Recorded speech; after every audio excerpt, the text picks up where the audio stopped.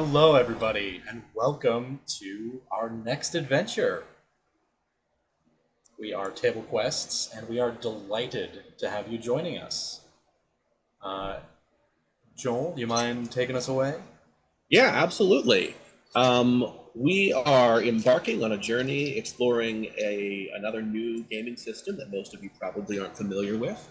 It's called OpenLegend RPG. It is an open-sourced RPG game. The entire rule set is available for free, along with a introductory educational adventure to teach you the rules of the game, which is part of what we're going to go through over the next 6 weeks. We discussed it quite a bit, a couple of hours or so last week, what our impressions were, how we made our characters, and why we chose the characters that we chose. But without any further ado, I think we will go ahead and jump right in. So, gentlemen, each of you has created a very different character, yes? I think Yeah, so. very much so. The art would indicate as much. I tried to.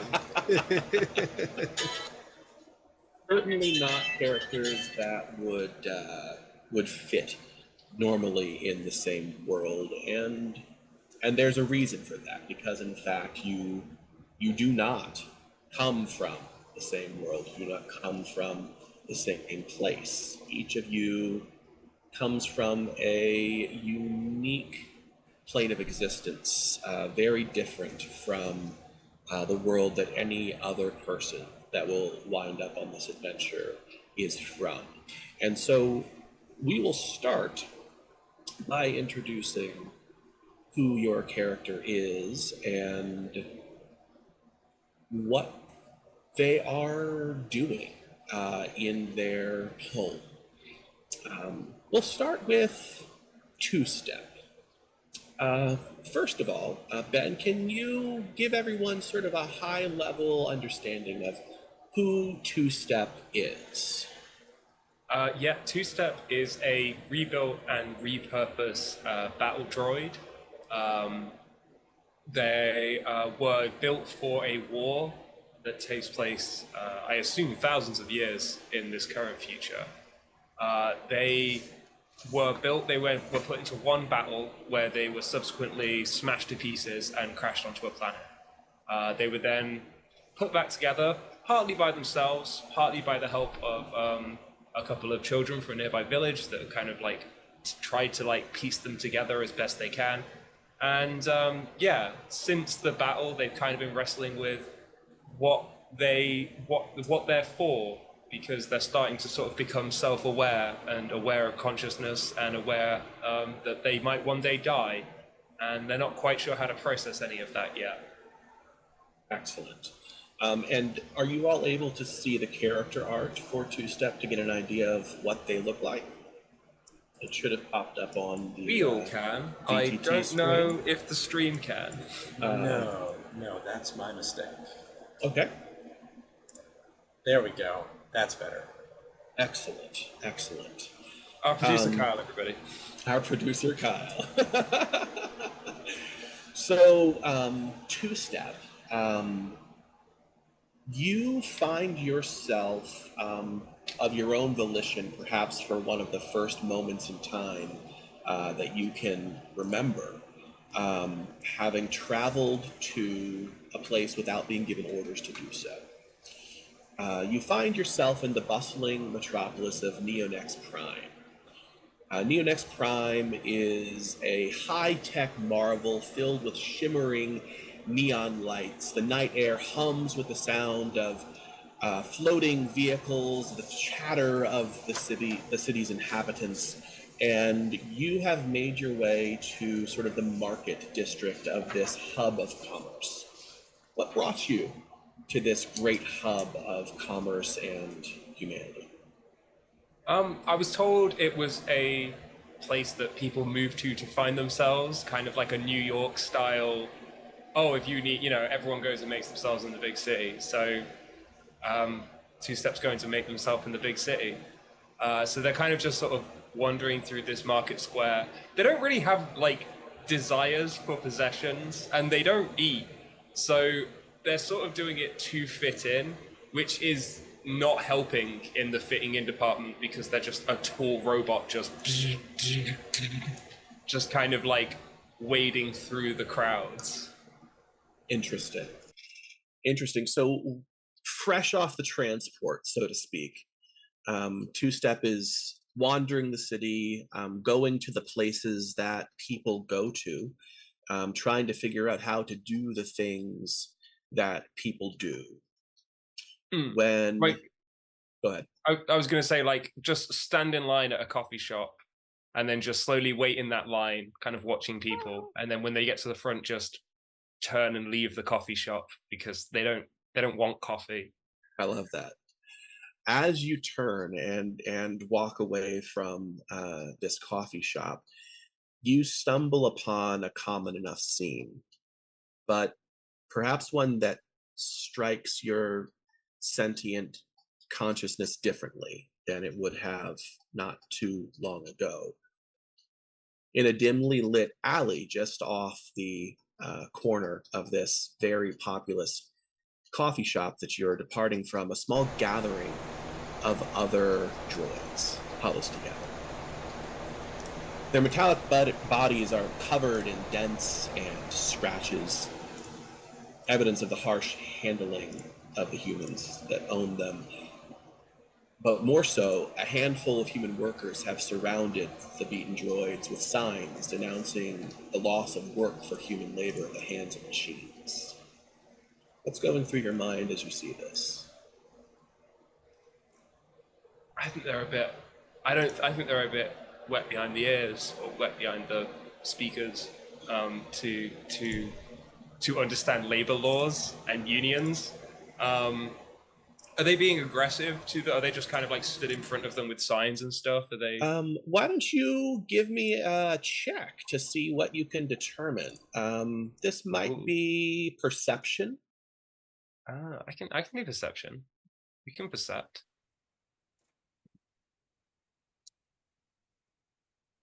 That's a Okay. 19.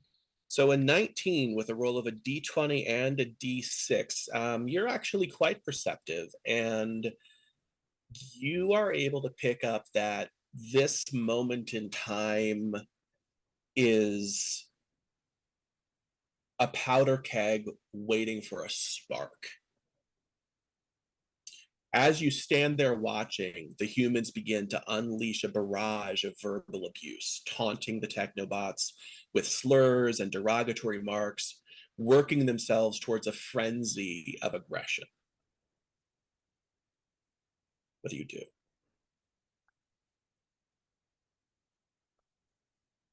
I think I think they just kind of walk a bit closer to watch and listen. I don't know if they necessarily. I think if someone were to attack one of the droids, they would kind of step in. But I think just watching them, like, I think the ideas of like abuse and mistreatment and things like that are a little bit new to them. So I think they're just sort of stood watching, but not trying to stay out of the way. Like they're not purposely trying to stay towards the back or anything like that. They'll just walk up to a place within earshot where they can listen and watch and kind of keep an eye on that. Okay. Then we'll leave you observing the situation and trying to make sense of what really is going on here as we move to Milo Brush Gatherer. Stephen, can you give us a little bit of an explanation of who Milo is? Milo is a halfling from the continent of UEFA. He is originally from UEFA. He and his twin brother are a bit of rapscallions. They have a mother and a father who are relatively high up in the diplomacy and the court scene. And although that was his origin, part of that that nature of rapscallionness was always to seek out magic and science wherever they could find it. And in this particular time, Milo does not find himself in his own normal plane, he delved too deep into powers that were well beyond the grasp of two 17-year-old hobbits, and he lost touch with his brother Philo, and now Milo finds himself elsewhere, probably at a place of Joel's choosing. But he Well, was let's actually flash back to the moment that that separation occurred. Milo Brush Gatherer stands side by side with his brother, two brave halflings facing a horde of animated skeletons. They wield their weapons with skill, slinging stones, swinging staffs with precision. The crack of shattered bone echoes through the enchanted forest of Silvale that they find themselves standing within, and the air is thick with the scent of earth and magic as your hearts are alight with the thrill of battle. As you stand side by side with your brother, what is going through your mind at this time? the only thing I can think of is this. This is the pathway for courageous exploits, and we will end up in the storybooks. Beside Philo, we can never lose. Excellent. Filled with the certainty that you have found the place where you and your brother will be able to make your mark and leave your legacy and make the name Brush Gatherer a name that is always on the lips of every bard and storyteller throughout the lands. We'll move on to George Kruskin. Jacob, tell us a little bit about George. Well, George is a lawman of the West. He has ended himself up in Amarillo, Texas, where he is trying to keep the peace. Recently, though, there's been a lot of disturbances of undead. Well, that don't make no sense. But all right, well, I guess we're gonna go investigate that. So nearby in a cave set, that's where they said they came from, the local cow poke. And so we are going to investigate that. That is what his main set is to protect the town, bring peace, and try to understand this. Now, obviously, there's a little bit of fear of the undead because that's kind of unheard of at this point in time. But what could this possibly be? Okay. Well, you've been told that every sighting of these undead, unalive, unliving beings is always under the light of the moon, and so knowing that you weren't going to find anything if there was anything to find during the day, you've waited until night to gather your posse and set out. And so as you and your men and women of fighting fit step out into this dusty old west outpost stuck between rolling hills and barren desert, you pull your hat low because it is, after all, a full moon, and a little bit too much light in the eyes is never a good thing. Long brown duster billowing behind you in the dry wind, and your always polished sheriff star gleaming brightly on your chest in the moonlight, a symbol of your authority. But as you move to your horses, an eerie silence descends on the town. The moon begins to cast a different glow over these streets, and you watch as a menacing creature emerges from the shadows down Main Street. Oh, boys, what is that over there? The people begin to recognize that something has come into their place of safety as they have been moseying about in the early light of night, making conversation, having drinks, playing cards, and dancing. A friend of yours who spends a lot of time here among the people of the early United States, but who is himself a native of these lands, his people here long, long before your people ever arrived, whispers the word terror clear in his voice. Nightshade Drifter. What is that? The creature stands tall on two spindly legs, shrouded in a tattered black cloak that seems to shift and writhe with an unnatural life of its own. Its long, bony fingers end in razor-sharp claws, and its eyes glow malevolently crimson as it scans for prey. Your Well, friend says, go ahead.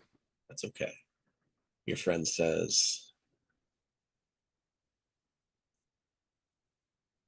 "That's what happens when you pursue power that man should not know."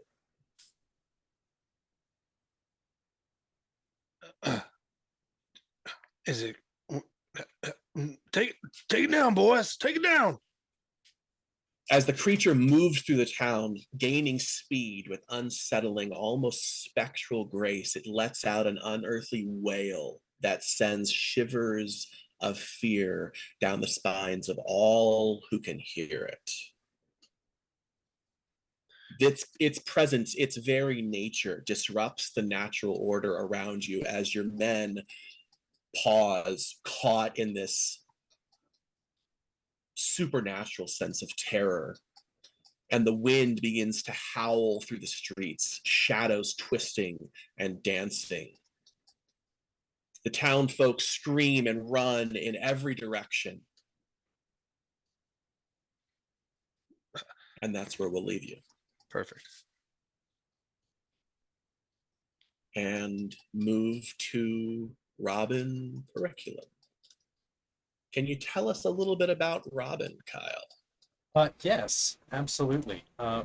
Robin is he started out life as a small-time private investigator, getting himself into trouble, uh, taking jobs for little to no pay from people that simply needed help. And after a couple of run-ins with some strange activities, he started to notice some things about himself and about some things that he could do, and he decided that that was telling him that he needed to think bigger picture, to do greater greater works, and that set him on the path to trying to uh, dig up entrenched power structures in the city that he was operating in, which eventually got him into enough hot water that he had to leave town. And he would get to a town, get to know the place, get to know some people, and then start to really dig in to try and right the systemic wrongs that are going on. And this pattern repeats itself enough times that he gives up on trying to settle down at all, and now moves from town to town trying to land upon a place that, or a situation that he can do some good in, and making a bunch of enemies along the way, and eventually getting booted on to carry on in his drifting. He's a tall, gangly, slender fellow wearing trench coat and collared shirt and tie. Uh, a lot of the times when he gets into town, he will start by setting up, stapling up flyers, advertisements offering yoga instruction, because he is supernaturally flexible and live, which loops him into the whatever occult communities exist in the towns that he has wandered into a lot of the way. That's how he gets his foot in the door to find out if there's something afoot. Excellent. Well, at this point in time, having drifted from city to city, from East Coast to West Coast, Robin finds himself in the bustling streets of San Francisco. You know, he is not as out of place here as he might be in other places, moving through the evening of the city with a distinctively hipster flair, his messy light brown hair peeking out from beneath a wide-brimmed hat, long trench coat swaying with each step, and that slim dress shirt and tie unexpectedly paired with yoga pants and toe shoes. And the crystal on top of his staff. There's a lot about San Francisco that jives with Robin's personality and tendencies when it comes to style and purpose.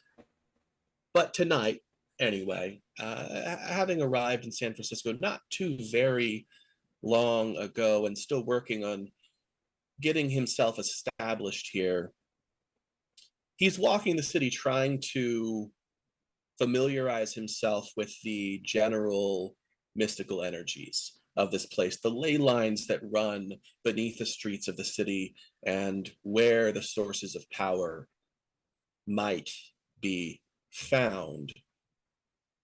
When suddenly he detects a disturbance nearby, a particularly dark mystical power, a demonic mystical power somewhere up ahead. He'll quicken his stride and pull some wards around himself as he approaches. Hurry. Rushing ahead, you come to a dark alley, completely unlit, but for the brimstone yellow-red glow of a creature that appears to be made from living lava stone, long black horns rising up from its head as it stalks toward a frightened little girl standing in the middle of the alley. I'm going to do everything Malevolence. I can Yeah, go ahead. to get Go in ahead. between the thing and the girl without Absolutely. thinking.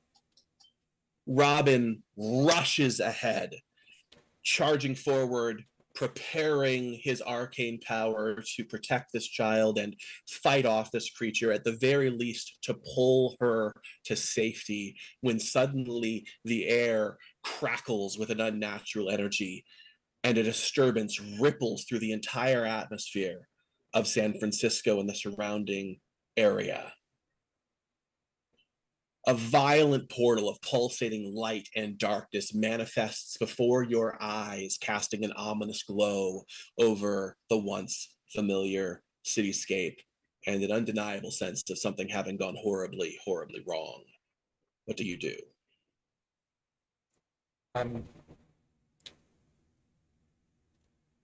Can I still carry on with attempting to get to this defenseless person, or You is absolutely can. okay? Then I'm going to continue to do that, to try and get a hold of her, to and keep running. I don't even break stride necessarily. Just dip down and pick her up and stay on foot. Absolutely. Filled with a sense of duty to protect the innocent, you don't hesitate. With a flick of your wrist, you ready an incantation and a spell to hold the creature off. But just as you are prepared to unleash that magic, this portal changes gravity around you, and you are being sucked backward with more strength than you could possibly fight. You get pulled into the swirling abyss just as you try to release the spell. The world around you blurs and you begin to tumble uncontrollably through a chaotic vortex. And we'll leave you there. As we come back to Two-Step.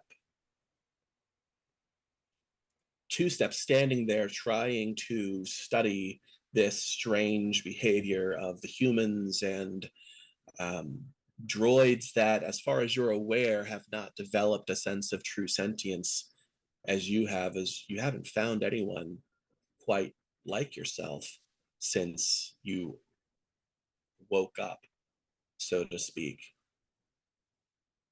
But as you're studying, your photoreceptors widen in alarm as a violent portal of pulsating light and darkness manifests just above your head, casting an ominous glow over the area, over both the droids and the humans. Gravity shifts, pulling you up into the swirling abyss of the portal.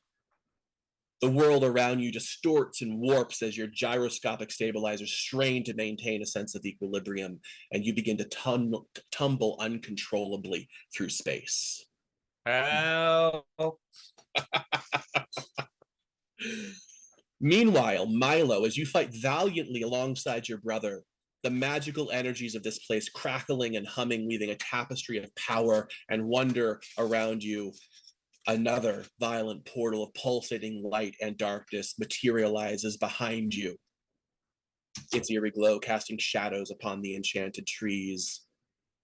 And in a split second, it seizes you, dragging you away from your brother's side with an unnatural force as 4 skeletons surround him.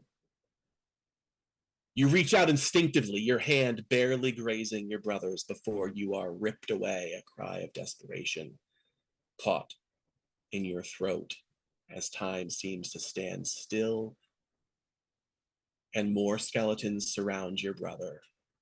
Milo! The world around you blurs into chaos. Your heart races as you tumble through a swirling abyss of unknown and unknowable energies. Your senses are overwhelmed by a dissonant symphony of sounds, the echoes of otherworldly whispers filling your ears, pulsating light playing tricks on the eye, and the smell of arcane energy blocking out anything else from your senses. George,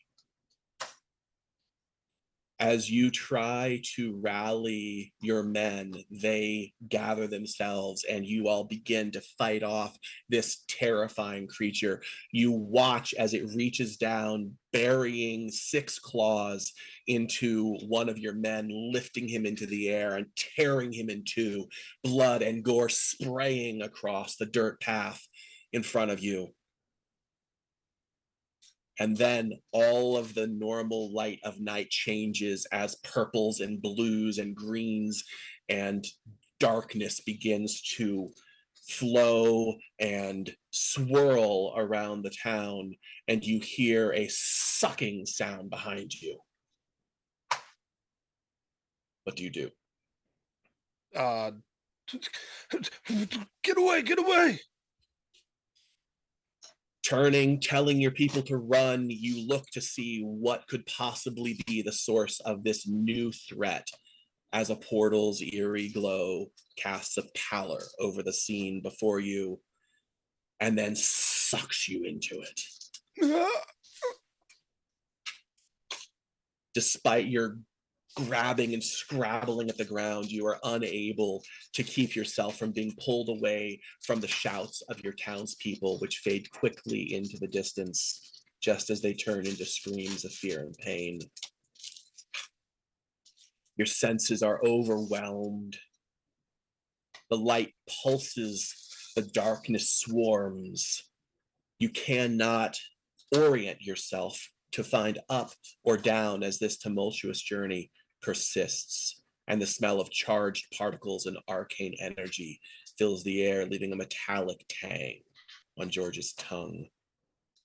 What is going through your mind in this moment? My man, what is this? What is this? I'm just looking around, Okay. confusion.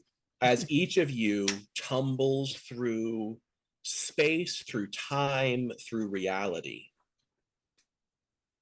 Two-Step will come back to you, bombarded by this cacophony of dissonant sounds, the echoes of otherworldly whispers that assail your audio sensors from all directions, the portal's shimmering light blazing with blinding intensity, while at the same time, darkness engulfs you and makes you blind to the light that you can still see. The sensation of falling through this seemingly endless void is disorienting and terrifying. And you quickly feel every one of the sensors that sends information to your mind overloaded entirely in their futile attempt to make sense of this chaos. The smell...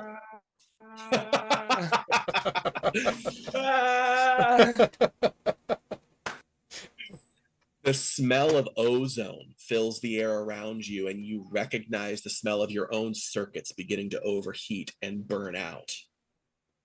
As amidst the chaos of this tunnel, you sense a palpable presence touch your mind. A sentience that feels at once ancient and unknowable. What do you do? I think Two-Step just shouts, "Please help!" Fair. The same presence, though each of you is effectively in a different portal, or perhaps so distant from each other within the same tunnel of travel that you couldn't possibly see one or the other. This presence, this sentience, this mind reaches out and stabs itself into your consciousness, making its presence known. George, how do you react? He would grasp towards his head. What is this? Is some dark magic? I don't understand this. Robin. I'm being invaded. I'm going to throw up some kind of defense, some resistance to this thing entering my mind. Absolutely. So what does that look like?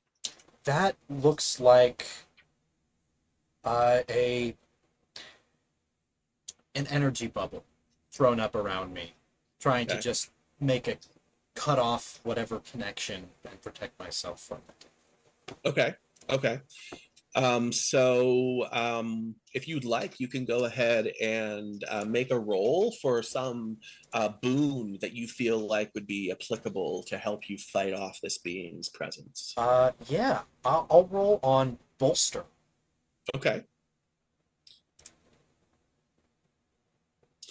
So you're using the alteration attribute for that. What does bolstering your own mind look like using alteration? To my mind, the bolstering is I start to move in the hand gestures and mouth the words of an energy shield, but then I realize this thing is attacking my mind, and I attempt to alter my physiology such that it is something that he can't or it can't tune into. I try and stop being receiving antenna. Interesting. Okay. So with a roll of a d20 and 2d6, one of them exploding, you get a total of 23 on that roll. And you're not sure if you held it off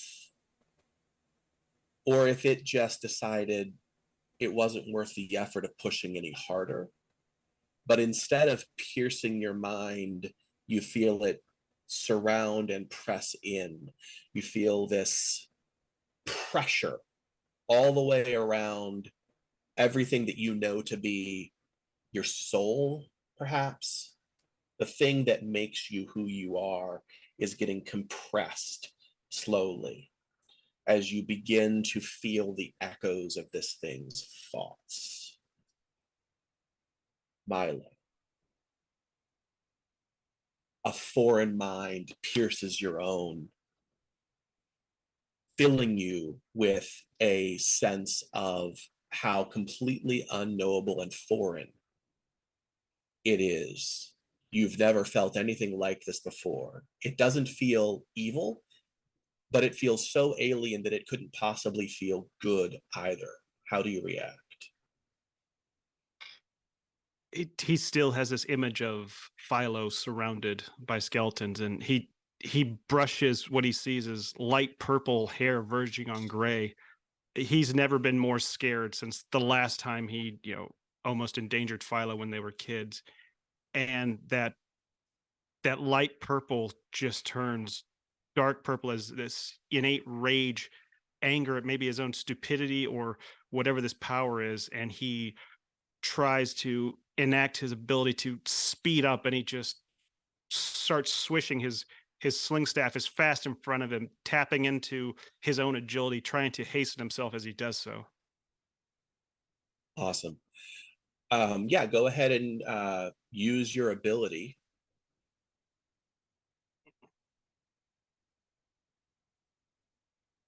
So rolling a d20 and a d10, you have a total of 15 as you try to move yourself away from this presence as quickly as you can, and you feel that arcane energy flow into you the way that you are used to.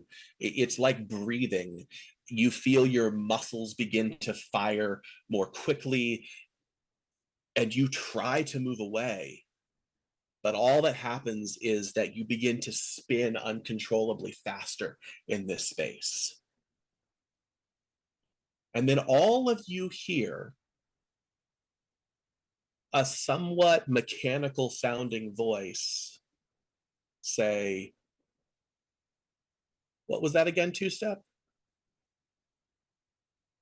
Please help.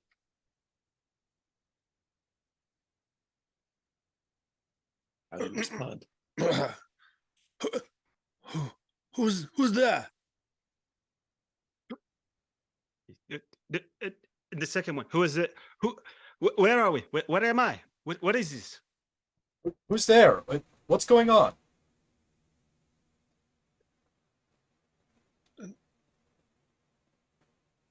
Are we still falling through the portal at this Yes. point? Yes. Yeah. And none of you can see anybody else around you.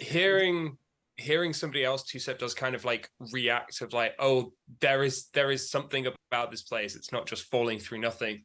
And so attempt like just starts reaching down and pulling like levers and pulleys that they have on their legs, in the hopes that has some like, because there's some kind of stabilizers to kind of keep them in 0G situations. So yeah, I think that would look mostly that would be like some kind of dex check to attempt. Yeah, an agility check. Yeah, go for it, man. Yeah, this can go well. All right, so That's an rolling 8. rolling a d20 and a d10, you got an 8, and you do begin to pull and prod at these, and you're so disoriented by everything that's going on that you overcalculate, and you just begin to spin like a helicopter, faster and faster and faster and faster. Yeah, one of the jets just kind of like snaps off and like flies away in the portal. So what do you do as you lose control? Somebody, can you hear me? I'm here too. At this point, the presence communicates. Speaks is the wrong word. You hear, help. Where? Who? Help. And then your minds are overwhelmed with vision after vision after vision. First, a star falling from the night sky, burning with fire and energy and arcane power, purple and pink glowing in the night, crashes on an island in the middle of the ocean. No other land can be seen. Suddenly, swords, axes, arcane energy flying and slashing in every direction. Small creatures and large men fighting. A ceaseless war that travels, that takes generations, destroying the population.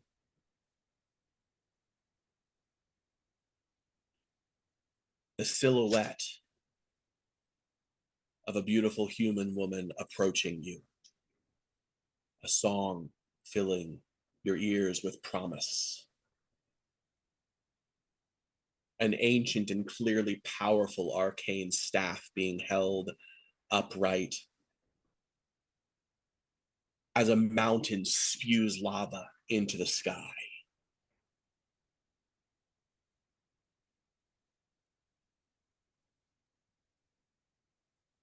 And then With a crackle of energy, the portal opens before each of you, and you find yourselves falling toward water and sand beneath you. Two-step, the relentless tumult of falling comes to an abrupt halt with iron bending impact as you are expelled from the portal, landing face first on a sandy beach. Lifting yourself up onto your hands and looking around, you find yourself on a desolate island, or at least a desolate beach, perhaps not an island.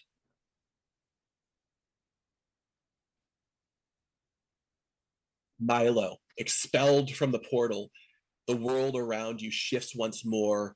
You finally feel a sense of gravity, and you're able to get your mind to wrap itself around where you are as gravity pulls you suddenly downward, and you plunge into ocean waters, waves crashing around you, salty seawater filling your mouth as you struggle to stay afloat.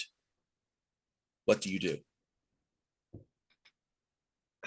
Milo doesn't have armor so much as a very large wool sweater that's been dyed brown to look like armor, and he's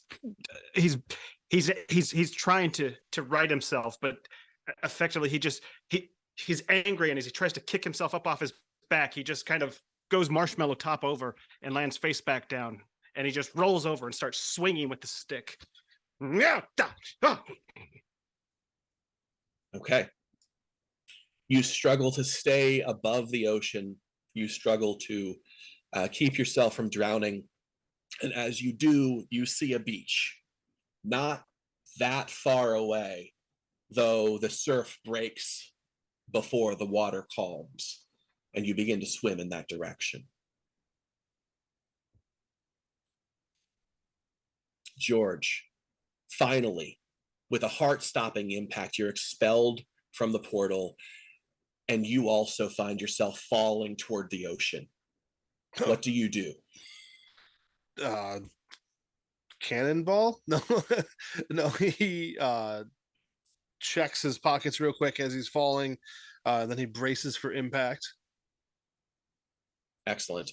So why don't you give me a, I think we're going to call this fortitude check. Okay.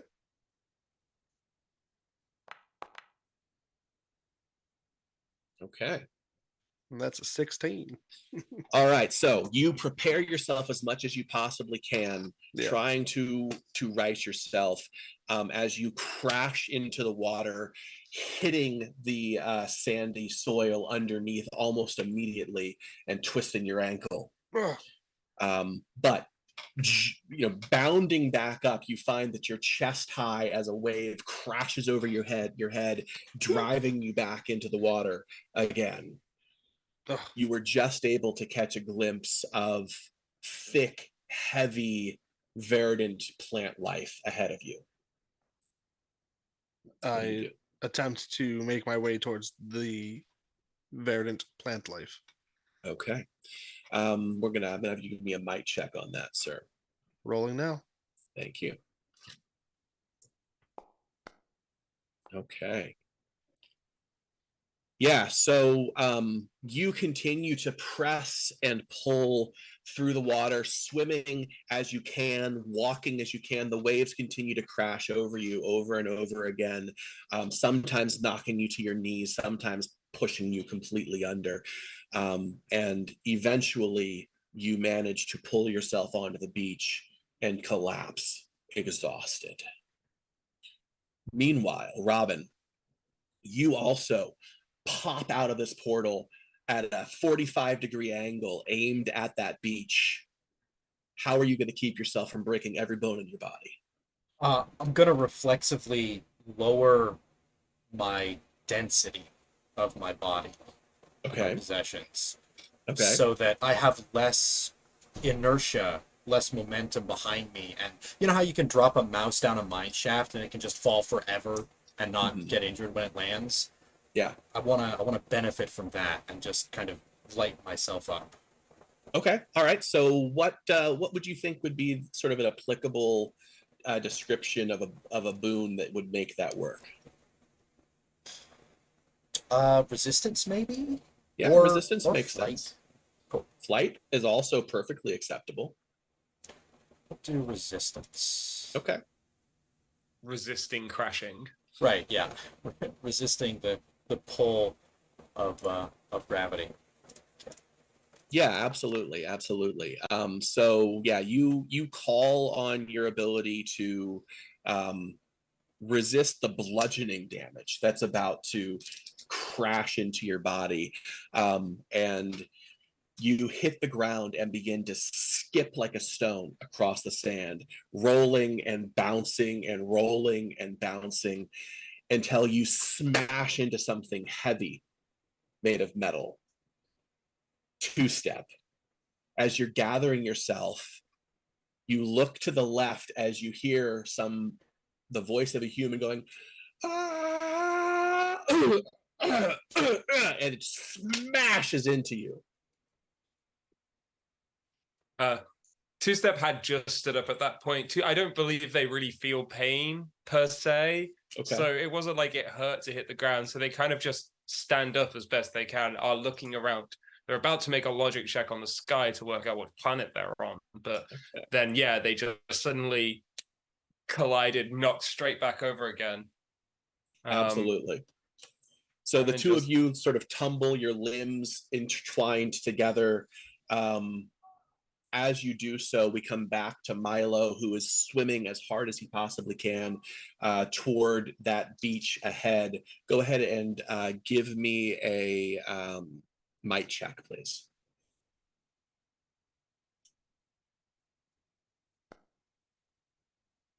Milo is not the strongest guy, but with a natural 17, just rolling a d20, you power through, remembering those days of swimming across the lake with your twin brother, all of those long nights and days of spending the summer in the hot air and the cool water, and you just set yourself into that mindset of, I just got to make it to the other side of the lake. I just got to make it to the other side of the lake. I'm sure I can beat him. And while that moment also brings to mind the fact that you left your brother alone to die, you're able to pull on the strength of that relationship and get past the break and into the calm water. And eventually to a point where even someone of your small stature is able to stand and gather from your bearings. Each of you finds yourself on a beach. The sun, slowly setting, sits like a crown of blood-red gold atop a distant mountain near the center of this peninsula or island that you find yourselves on the edge of. You are, every one of you, either soaked to the bone or find yourselves dealing with pristine white sand having invaded every gear or crevice that it can find. As you gather yourselves, you see dozens more portals opening and closing in the sky above you. The detritus of the multiverse falling into the ocean and onto the beach in every direction. Is my ankle walkable? It is. Okay. The George bot, would. yeah, Oh, go ahead. ahead. No, go. George You would. go. He would stand up. The first thing he'd do is he would check his pockets to see how soaked his leather pouch was that had his tobacco in it. Very, very soaked. Ugh. Everything is soaking wet. Oh, dang nabbit. he takes his hat and kind of just like shakes it off a little bit. Do I have my hat still? Oh no. Your hat, you realize that it is not on your head, and you turn around and scan the water for it and scan the beach for it. And you see it washed ashore maybe 100 yards down the beach, where it looks like there's also a man made of metal pulling himself to his feet. I drew. Do I have my revolver? You do. All right, so I draw my revolver, but not in an aggressive way, and I give the chamber a quick spin, and I just keep it in my hand at the ready as I approach this metal man. Metal man. The metal man is currently looking down at Robin, just kind of, human, are you breathing? Just poking them. At softer landings, I will say, and Robin will slowly climb to his feet as well. What are you? What are you? What are you? A lawman, a sheriff? Are you the sheriff of here? What is here? Are you,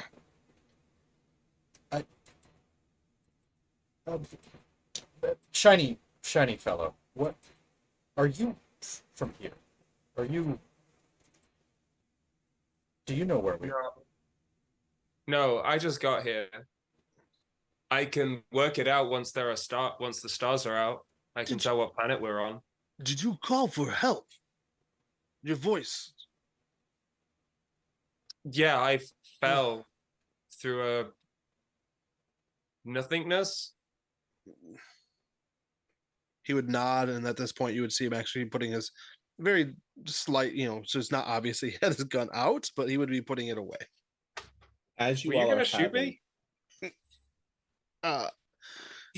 Yes, I was. As you all are having this conversation, Milo, you finally manage to make your way to the shore, and scanning the beach, you see wreckage and the bodies of the dead litter the beach in every direction. But far down the beach to the south, there are 3 human-looking silhouettes against the reddened sky of the sunset. Milo has a shocked look on his face. This is not in the storybooks. There's not dead people on beaches. And he sees these figures, and he starts jogging over them. And then he looks down, and maybe they see him as he's running up. He's trying to wring out his armor and brush it flat. And he comes jogging up, holding his sling staff. So he's a very hobbit-like halfling, yes? Short and stout. Yes, very short, very stout, almost as wide as he is tall. He's like a 3-foot tall rugby prop. And yet he moves like a sprinter. He is. He's just ducking across all these dead bodies and leaping over things. And his hair is green.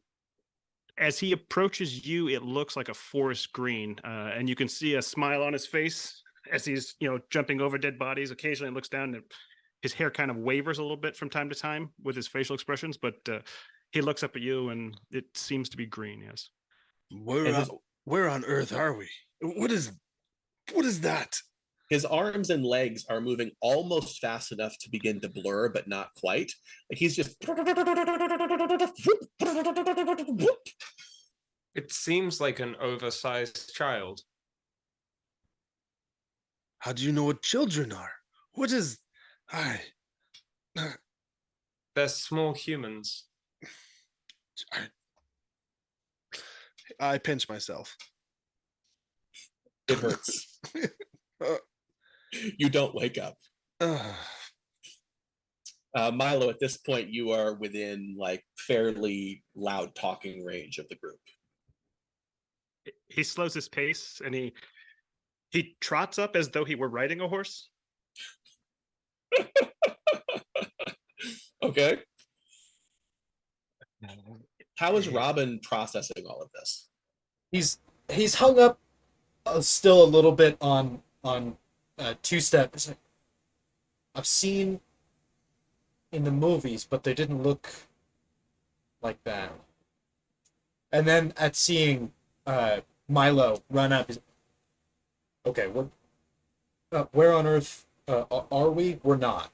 That's. I'm just gonna go out on a limb and say we're not anymore. Does your character say Earth Yeah. on out loud? Yeah. Um, it's- is there other places than Earth? Oh man. Oh man. My Quite a trip. few, actually. Yeah, this here. There is more places than Earth. Is this little guy just comes up and he's just got this look of wonderment as he looks at two-step first this thing, and then he just said there's more than one world. Little one, do you know where we are? We are on an island in the ocean. Yes. Oh, no, beyond it, no. I was not here, and then I am. But I heard your voice. Yes. Yes. Okay. So at this point, what is everyone's stat for logic? 2. Two. Everyone has a 2? 0 for Milo, perhaps Okay. unsurprisingly. Okay, but everyone else has a 2? Yes. Mm-hmm. Okay. Can I have each of you give me a logic roll? Absolutely. Are the stars out yet? I feel like I would know. They are not. And this isn't for that, so hold on. No, that's okay. Yeah. That's a 7 with a 6 and a 1. I rolled Okay. an 18. I rolled. I have advantage 1, fortunately. This is A 7. This is beautiful. This is absolutely beautiful. Yeah, even with the advantage 1, you got a 4 on your d20 and you rolled a 1 and a 3 on your 2. You roll 2d6? Well, because he had advantage. Oh, right. Okay, there we go. Okay. So 2 7s and an 18, which is perfect because George is the only one that picks up on this. And you don't have any context really to tie this to. Ben, when Two Step talks, does his mouth move? No. There's a small light that kind of flashes behind this grate. But it's not like a bright light. It's kind of just like a flickering light. Okay. Sort of like to whatever the pattern or rhythm of what he's saying is. Yeah, more or less. It's quite a basic technology just to kind of like indicate take your earplugs out in a war zone. Sure. Okay. So, George, you realize that you can very clearly understand all 3 of these beings that you are standing next to, but their mouths aren't making the shapes of the noises that you're hearing. Oh, interesting. It's like watching a badly dubbed Japanese film. Yeah. I'm now staring at all their lips. Well, except for Two Steps. I don't have lips. Right. Except for Two Steps' face. So, while you process that and you all try to figure out where you are, we're at about the hour mark and I need to take a quick bio break. So why don't we take 5 and come right back? Back. I hope everyone was able to wait us out for that quick bio break. A moment ago, we left Two Step, Robin, Milo, and George standing on an apparently abandoned beach of a unknown island, a great forest of jungle spreading out from the beach in every direction, and rising above it, a mountain reaching into the top, smoke slowly rising from its peak as the sun slowly begins to set. George had just realized that while he can understand his new companions in this moment of chaotic emergency, Their lips aren't flapping the way they should for the words that are coming out of them. George would look at Robin, the most normal looking of this group, in his opinion. Um, Hey, so can you say duck, like Duck. like a duck? Can you Yeah. say duck? Like Ghost Quack. Yeah, say duck. Duck. Say chicken, Chicken. horse. Horse. Are you hungry? What's going on? Oh no! Look at my look at my lips. Duck, chicken, Oh, well, I'll be damned. horse. That is so strange. And you, is it? Do my lips not match? Okay, I want my staff. I'll be. Can I roll a fortitude check to like not throw up? Oh, certainly. Okay, so I'm gonna roll this against my own toughness, if that's okay. Okay, sure, absolutely. Oh yeah, I am. I throw up. Absolutely, just stomach twists and all over the sand. A mixture of Texas chili and seawater sprays out all over the sand. Oh, I'm so sorry. Yeah. Let me sorry. Maybe he did duck, chicken, horse. Is no still nothing. Oh. Okay. are you okay, human? Would you like some water? Yeah. You is salt water? What? Is it fresh water? I assume there's water somewhere. Humans need water, right? I'm not wrong about that part. Yes, all heroes need what? I have a canteen for adventures. I don't know if there's anything left in my canteen. I pull it out. Is it still full? It is. I mean, if you look at him, he looks like a would-be Boy Scout. He's just got a bunch of stuff that only exists in storybooks strapped onto his leather belt. What? George would hesitate. It is not poison.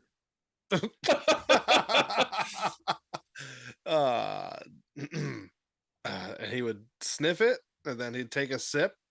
Does it taste fine? I don't know. Are you immune to iocane powder? No, it's Oh, fine. here It's we go. just water. Yeah. I mean, I don't know. It tastes fine from where I come from. He would swish it around his mouth and actually spit out a little bit just because of the nasty taste of Mhm. salt water and throw Yeah. up. And then he would take a swig. It's good, sweet, fresh water. Oh. I'm George, and he would offer a hand as he stands up. Milo said, "It is a pleasure. I am Milo Brushgather, the We need, future like, knight errant of Galia." This camera view for Milo. Yeah.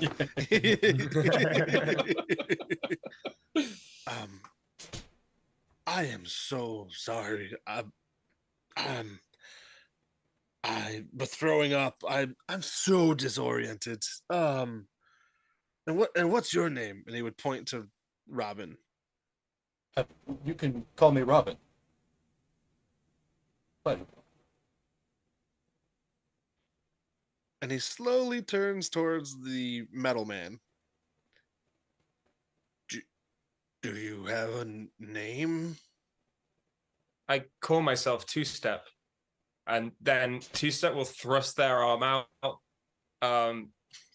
in just such an aggressive way, just straight forward, just thrusting arm forward that's really close to you, just dum. George would step back and then take the hand and try to shake it gently. It's like a really tight grip, like they just have no kind of gauge of what's an appropriate way of shaking a hand.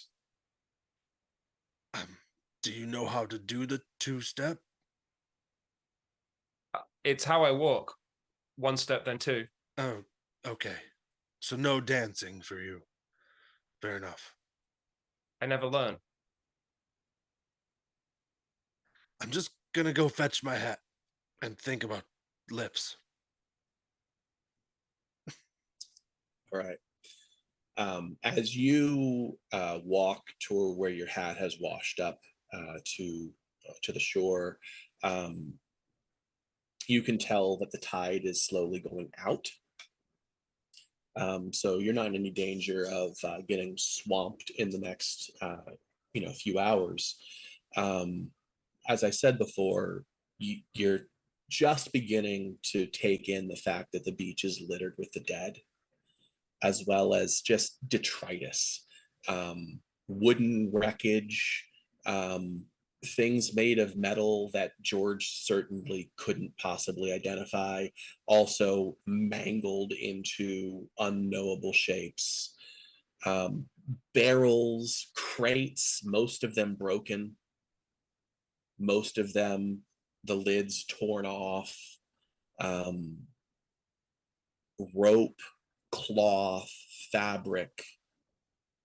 It looks like a massive shipwreck, except that 75% of the materials, for George at least, don't make sense in the world that he knows. Two-step. You're keeping an eye on the sky, and you do notice that the sun is going down behind that mountain rather quickly. And it occurs to you, because you know humans, that it might get inhospitable at night to their, gentle physical meat sack forms. Might get cold.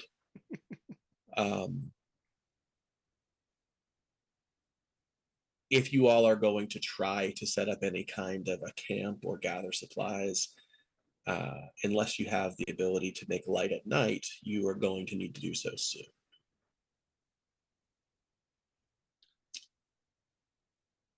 So what does George do with what he's seeing around him? And then again, when you're done, what does Two-Step do with that information? Go ahead.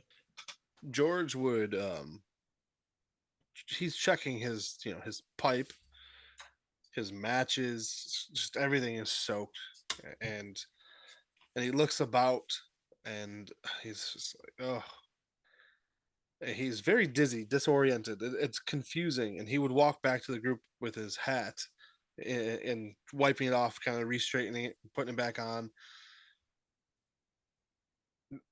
I don't. What is this? What is the stuff over there? What does it look like to you? Is it the same? Are we saying the same things? Is there metal objects and wood shipwreck?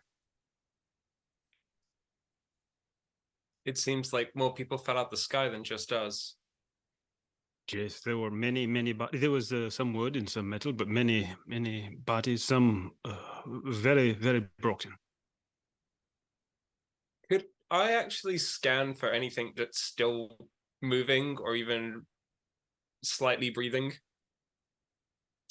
Yeah, absolutely. You can have a look around. Yeah. Do any of my See matches? my staff? Oh, sorry. Would you?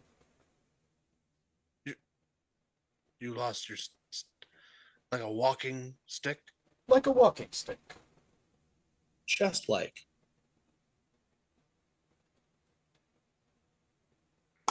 Do any of my matches look like they could light, or should they dry out in the sun for the next day? If you were able to dry them out in the sun, they would probably still be useful. They're good, hardy, like stick matches. Yeah. None of that paper crap. So yeah, you think that they're probably salvageable. Okay. They're even strike anywheres, but they're just too wet right now to Yep. be any good. Do dark creatures come out at night here? We probably should figure out a. He starts panicking a little bit, realizing that the sun's setting. We undead. Oh shoot! Pull myself together. He takes a deep breath. Do undead come out at night here? How can things be undead? I thought death was the end. Except sometimes things die and something makes them get back up again to continue. I guess technically I did that.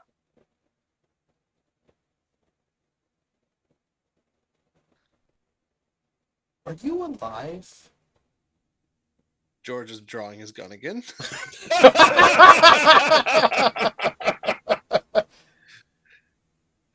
That's been kind of a difficult question recently. I think so. Are you here to hurt us? I was built to hurt you. It hurt when I ran into him. You I was built to be very good at killing humans. I'm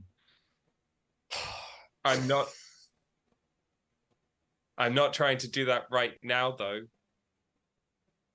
right now. You've retired from the family business? I don't think it was a family. Military's a business? In my time, yes. No. Military is a great honor. It is not business. It is for courage and honesty and righteousness. It is a calling. What do you mean right now? Not kill us right now. What do you mean? Oh, yes. I wasn't going to. I didn't mean to be here. I'm not here to kill you. Can you start fire? Probably. I can.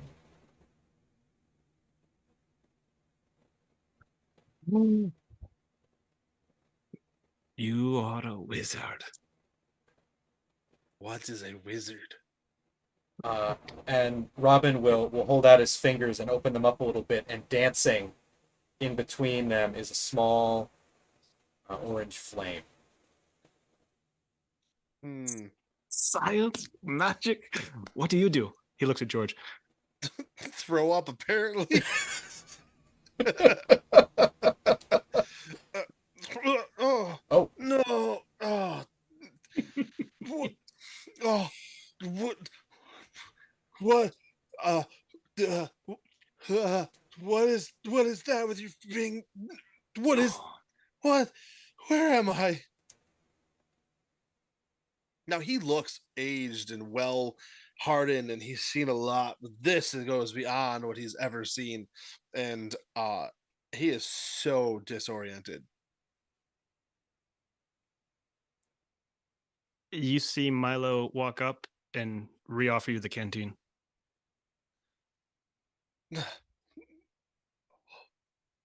Metalman kill us.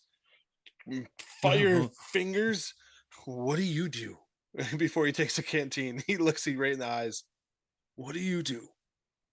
I am a future knight. I am the savior of all of Golia. Someday. But now I must be the rescuer of Brother Philo.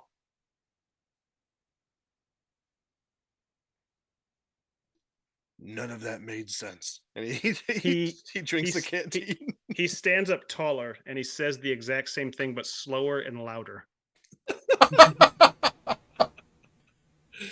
I love it. I love it. That's amazing. Have I spotted my staff washed up on the beach, or is it missing? You have. You have. It has washed up, and it is amongst a pile of twisted, torn and broken metal. That as the light is beginning to get darker, it's difficult for you to tell at first what it is, and then you are able to place it as you pull your staff out and you take a few steps back. It's like a 4-man prop plane. Interesting. I'll recollect my staff and I'll fiddle with the crystal mounted to the top of it, which then... Now, George, I'm going to light a lantern? So don't be surprised now. And I'll make the tip of the staff glow with some light as Okay. we lose the light of the Okay. sun. How much light are you able to create? I am not sure. Is that a roll or is that a base? I think it is based on the strength of your ability, if I recall correctly. Cool. That I can make 3 amount of light. Okay. Let me just double check, but I believe it's 5 feet per level. Does that ring a bell for you, Jacob? A whole 3 light. it right. is it's a minor action, and it is it 5 feet per level? I had to double. Sorry, That's okay. it is 5 feet per level of the boon. There you go. So 5 feet of light begins to illuminate out from this staff, this lantern that you have. And it certainly helps to see a little bit better, for sure. However, George, it's pretty damn clear that that's not any kind of lantern that you've ever seen before. That's a straight up piece of crystal that just started to glow for no good reason. Yeah, he definitely he holds the water. He pinches himself again. So he's got one hand in the water canteen, and I pinch myself again. He's starting to realize he's not in normal, so he calms his stomach, on his own a little bit, just kind of looking at the staff lighting up.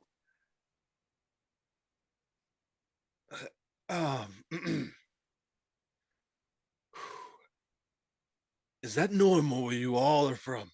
And he would gesture to all 3 of the other party members. It's rare.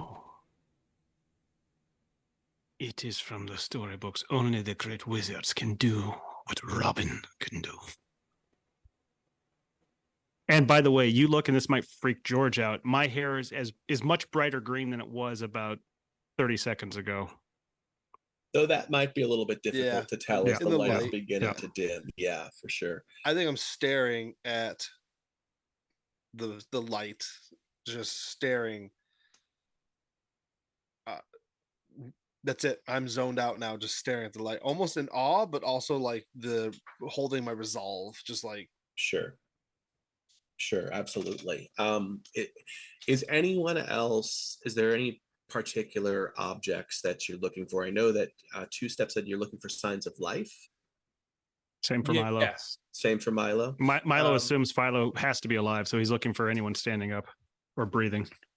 I'm not even going to make you roll for it. You are the only souls living on that beach that you are able to find. I would be scanning for anybody who has tobacco. All right. Sure. Absolutely. Let's see. A search for tobacco, George. I think that's perception, if nothing else, right? I am going to give myself disadvantage. Okay. Because I am enamored by the light. So I roll a 4. Fair enough. So that was a 2 on the D20, and on your D8 you rolled an 8, which would have exploded. Yep. And a 2. Yes. So no, you do not find any tobacco whatsoever. Okay. I wasn't looking that hard. I'm still not trusting of my group. Absolutely. As the 3 of you, I guess as the 4 of you have been looking around, it does become clear that you could probably cobble together enough food for a day or 2 from what you're finding. Although some of it is like enclosed in some strange, like clear, flexible glass that George isn't quite sure what to make out of it, and Robin recognizes as plastic. Um, you Force know, fields on all the food. there's a few right. There's a few lengths of rope. There's some sailcloth that is not made of any kind of synthetic material. It's like quarter-inch thick cotton sailcloth, like big, heavy-duty pirate ship sailcloth. And in fact, you do see multiple wooden vessels as well wrecked on this beachhead. It's enough for you all to probably be able to cobble together some kind of protection from the night or from the sun the next day if it gets too hot. While you're surveying the land, it becomes full night. And this is exactly what Two Step has been waiting for. He wants to get a good look at those stars as they finally come out.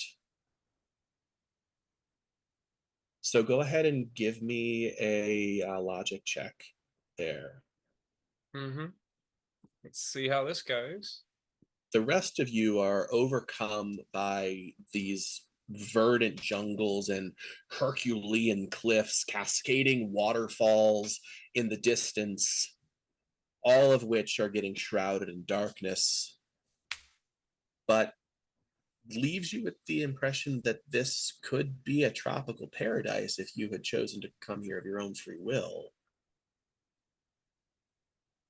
I did just want to ask whether I could cheekily ask for advantage, considering knowing where I am in the stars is kind of one of Two Steps things. Like, Absolutely. you gotta know where you are when you go for a battle. I'll give it to you.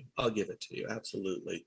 Milo, miles off to the south, you barely have time to spy a tall stone wall as darkness falls, which is the only object in sight clearly made by civilization, which isn't also completely destroyed.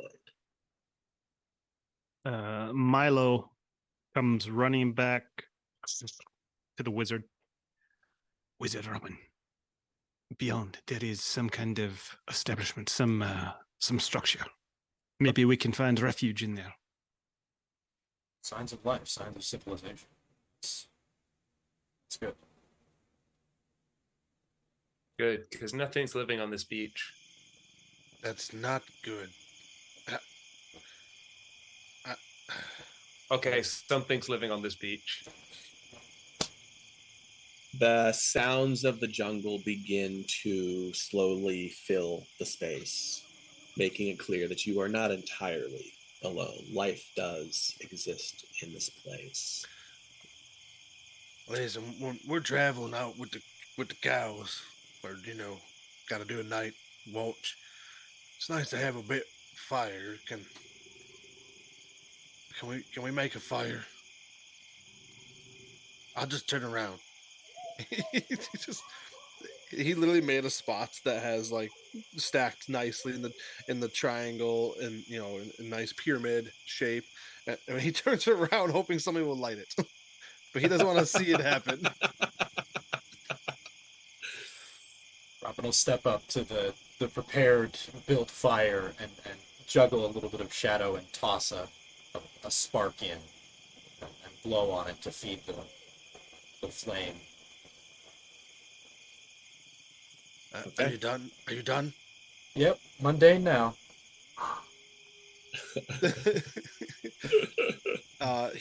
So George would then actually take off some of his clothes that are still pretty wet and try to get. Now he has a wool shirt on, so that that's not too bad because it's really good at wicking moisture away. But he wants to dry it off a little bit, just to kind of get comfortable around the fire. Sure. Okay.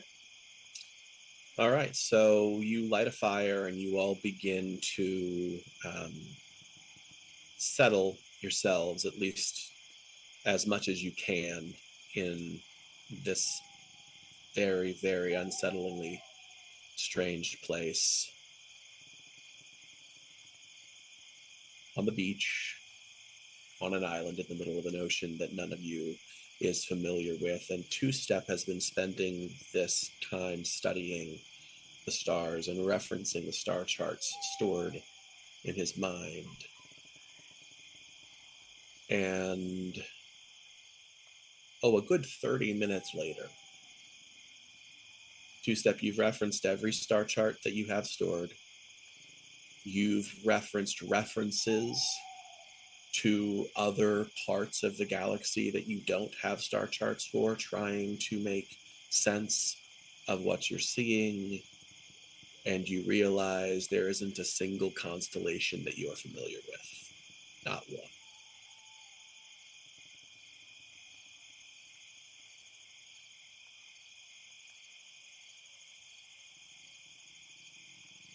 Well, we're definitely not in any part of the galaxy. You mentioned Earth. That's also part of the galaxy, so we're definitely not there. We're somewhere very different.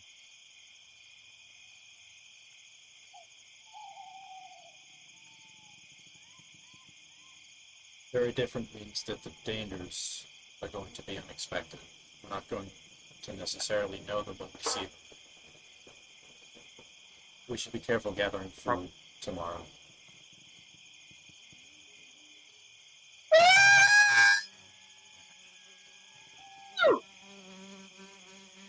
Suddenly, a high-pitched, panicked cry, like a child being chased to their death, rises up from somewhere within the jungle, not far from where you all now sit, around the safety of your fire.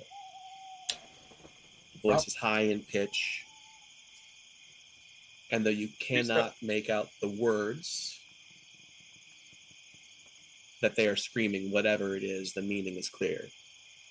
Someone is in trouble. Go ahead.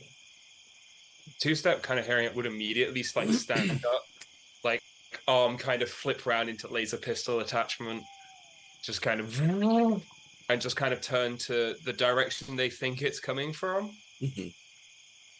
George jumps quickly to his feet, shirtless with the leather duster, bare chest showing, graying, aging hair. As he draws his revolver, first he points it towards Two Step, shakes his head for a second, and then looks in the direction for which it's coming from. Robin similarly is up like a shot, staff pushing all the light out of it that he can, and he's going in the direction. Milo jumps to his feet. He slowly stops when he sees the two-step thing happen. And then he looks and sees that George is also holding science in his hand. And then he books it at 40 feet around, flying towards the sound without waiting for anybody. Okay. George, Two Step, do you follow? They seem pretty content running into danger. We should follow. Let's go, boys. Trying to bring back a little bit of the home feeling, of Sure. posse. And, Absolutely. and Milo can't see in the dark, so not that far after he gets out of the light, you just hear, and he is running towards that. Okay. Okay. So. I don't even think my speed's that quick. Just compared to everybody, I don't know if I'm running slower than. I think the default Milo. speed, unless you have something that makes it different, is 30 feet. So sort of typical D&D default speed. Mm-hmm. At seeing Milo jet off ahead of him, Robin will. Oh, okay, and he'll juice up himself as well, with some speed, so that he can try and keep up with this fast little man. Okay. All right. And do you have the ability to actually give yourself more movement? Is that one of your I abilities? have the ability to give myself haste. To give yourself haste. All right. Okay. Go ahead and roll for that. Yeah.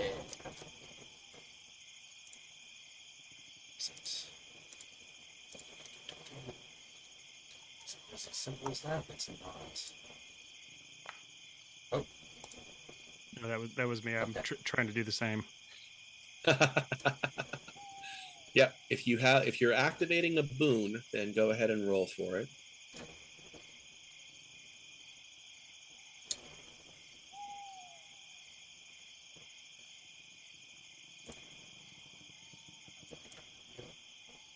George would. Well, never mind. I'll wait to see what he rolls for his haste. What does it look like as you're casting a spell? There is not a, because it's acting on himself, there's Okay. not a ton of like visible Okay. effects. Okay. Now you're going to maintain light as you do so, though?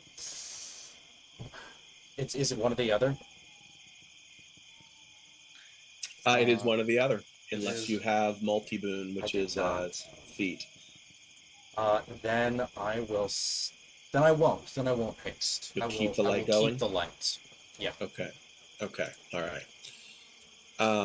For Milo, I mean, a 23 is more than enough for you to engage that ability, and you do zoom off into the darkness alone. That is what Milo does. Okay. But he does shout out, "Follow me!"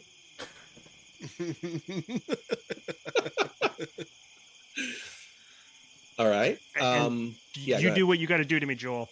He doesn't have any kind of dark vision whatsoever. No. Yeah, none of you do.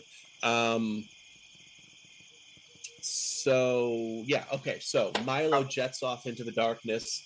Robin picks up his staff and charges after him, trying to keep up to the best of his ability. 2-step. Just kind of like pacing after them. Laser pistol attachment outstretched. Just I assume at least trying to catch up to Robin. Because the light is helpful. Okay. And George. Yes. Going to stay behind 2-step, just because the gun attachment is confusing. Mhm. Now, does your laser pistol look like a gun? Like, is it still in the shape of a firearm? Or is it just like... I think it bears some resemblance. I think most people who have seen a gun would probably understand bad stuff comes out the end of this kind of thing. Yeah, I definitely would be staying behind you. You would make an effort to make a gun look like a gun, you know? Yeah. If you were designing something, you don't want people to mix that up. I just want to make sure. So I know it's a gun. So George would also be trying to stay with the light, but behind 2-step, because he doesn't want to get shot in the back by 2-step. Sure. Sure, absolutely. Do neither of you think to grab a lit log from the fire to use as a makeshift torch? I mean, George, it was something I was pondering, but with the scream and everybody taking off, sure, he did not. Okay, fair enough. Well, in that case... case... 2-step used to have night vision, so just forgot that that's not the case anymore. Like he had it when he was in the military and it's been taken away and he's just so used to it? It was a little complex to fix by themselves, so sure, they just don't have it anymore. Absolutely, that makes perfect sense. You all charge into the dark jungle. The air is thick and heavy with the scent of ancient earth and the pungent musk of untamed wilderness as you push cautiously through this dense undergrowth. An earthy musk that mingles with the tang of your own sweat and oil. Your senses on high alert, every branch you trod upon and vine that snaps in your hands as you press in to the verdant darkness ahead sounds like a thunderclap in your ears. Suffocating humidity clings to your skin, pulling beads of sweat to the surface to trickle slowly down through your forehead and into your eyes as you each press deeper into the shadows that dance and writhe beneath the jungle canopy high overhead. Even 2-step is not immune to the humidity, as his naturally slightly cooler body temperature acts as a source of condensation, and you feel moisture working its way into your joints, knowing that eventually that's going to start becoming rust. Milo, you break into the forest first and more easily dart in and around and under the sort of undergrowth canopy, merely because of your size and general ease of movement. And so you continue to spread that distance between yourself and your companions as your ears strain for any sign of danger. The constant nocturnal symphony of creatures that naturally prowl for their meals at night begins to surround you. A cacophonous orchestra of unseen threats. Robin, George, two-step, as you press through the ink-black darkness held at bay by what now begins to feel like a decidedly not strong enough 15-foot light. Your steps are muffled by the damp earth beneath your feet. The darkness feels like it's pressing back against this dim globe of illumination that you carry with you as broad, wet leaves as wide as an elephant's ear brush against your skin and drip thick, wet drops from an earlier rain down your neck from above. Pressing through, your hands reach out to the rough bark of ancient trees for stability in the tumultuous darkness, and to catch yourself with the treacherous footing of vines and roots that seem to be trying to trip you with every step. Milo is nowhere to be seen.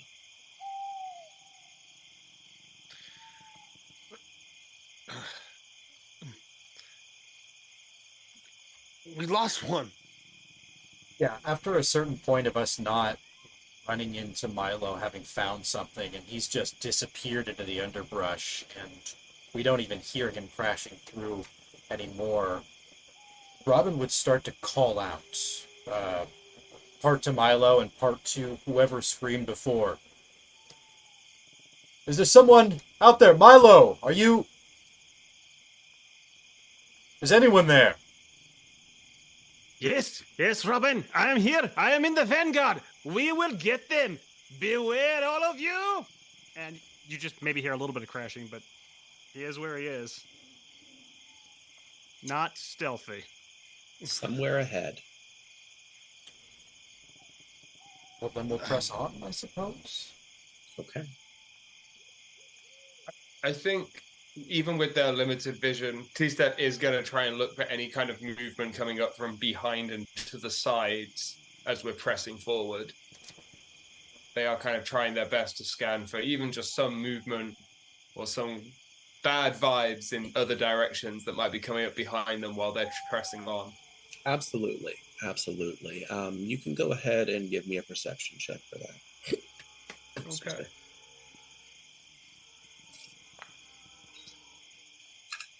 That's ultimate critical fail. 1 on the D20, 1 on the D6. Two-step, for a moment, you do pick up a noise. Your audio receptors pick up on something, and it reminds you of the sound of a predator that you are familiar with from one of the dozens and dozens of planets that you were stationed on in the past. What does this immense beast look like as you remember it?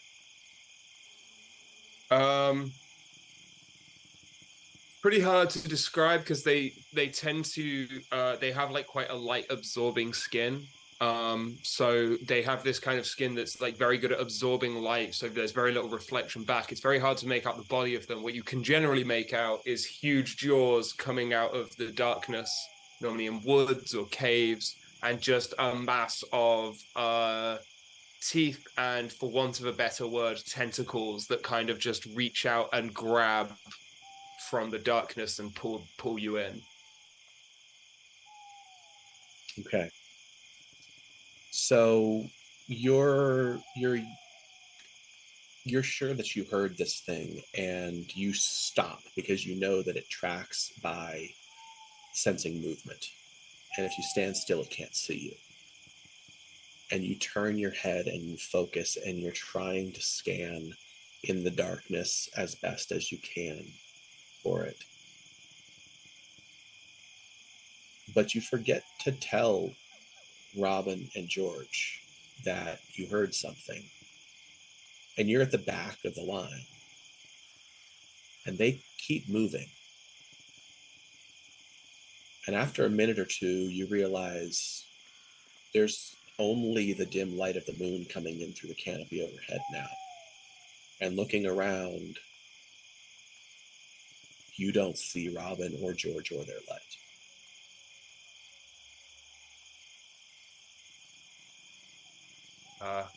Noticing, I assume kind of maybe feeling mistaken at that minute to 2 minute mark, or still mistrustful of the area in front of them. I said that as a statement, but I meant that as a question. Which am I? I'm not sure I understood the question. So are they kind of now realizing, oh, everyone's left, maybe I've made a mistake? Or are they, everyone's left, but this thing might still be there? Ah, yes. You are now realizing that whatever that sound was, there's nothing there. Okay. Having been stood like this for a couple of minutes now, just kind of like folds back, laser pistol like folds back to grab our hands and just kind of like, and then, well, I better catch them up and sort of turn and head in the direction I believe they went in as best as I can. Okay. But I don't think I'm running because I'm quite suspicious of the woods now. So I think I will just walk and assume that I will catch up with their running. Okay.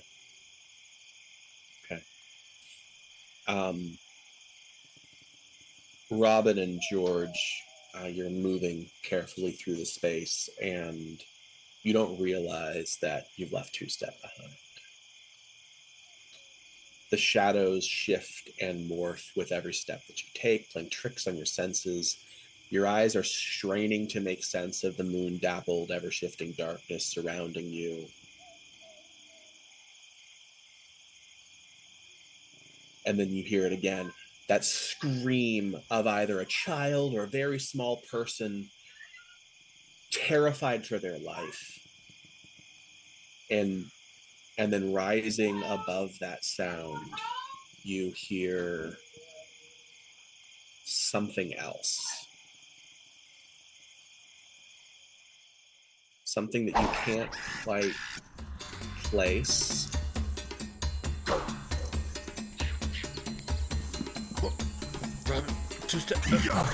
Robin, Robin, we lost Dementor Man. What? No, what? Lost two step, but that sound. Do you know it? No, I'll be honest with you, George. I'm something of a city boy. Hearing something that he can enjoy smiling at. Just a quick glimpse of like all the jokes he's ever made about city boys in his head. But he calms those down because this is not the time.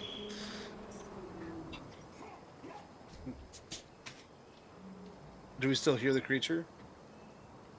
You hear multiple voices of creatures that all sound similar. You hear voices of creatures that sound bestial.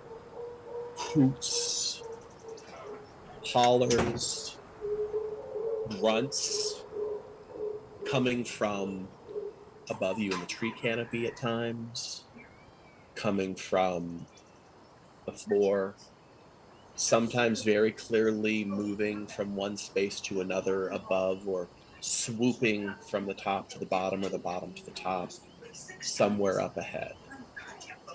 Now, the screams didn't sound like a fox scream, correct? Correct. They do not sound like an animal that you are familiar with. Okay. Possibly something that Robin may have like seen in a zoo, If you want to give me an ability check that you think would be applicable. I find Zeus distasteful. Okay. Okay. Then you as well have not heard anything like this before. Milo, you also hear the scream and you hear these grunting, hooting, howling sounds. In fact, they are quite close to where you currently stand. Just ahead, there is an immense boulder, 15 feet high and 30 feet wide, sitting in front of you. And it seems as though that noise is coming from just on the other side of it. Milo remembers reading in a storybook where the knight jumped from above and descended on 3 enemy at once. And Milo tucks his sling staff in his belt and he starts trying to climb up the rock. Okay. Okay. Why don't you give me a might check?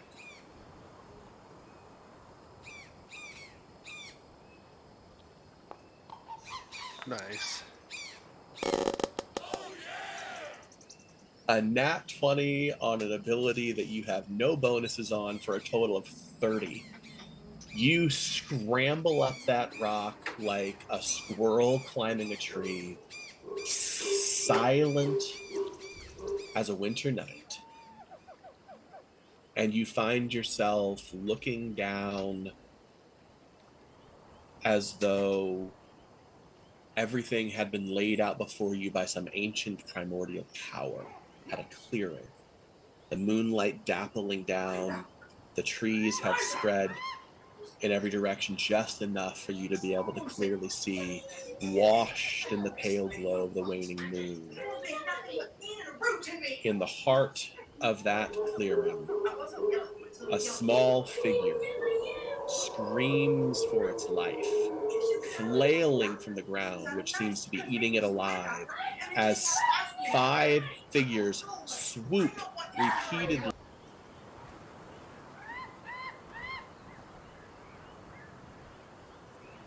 Joel, I think we lost you.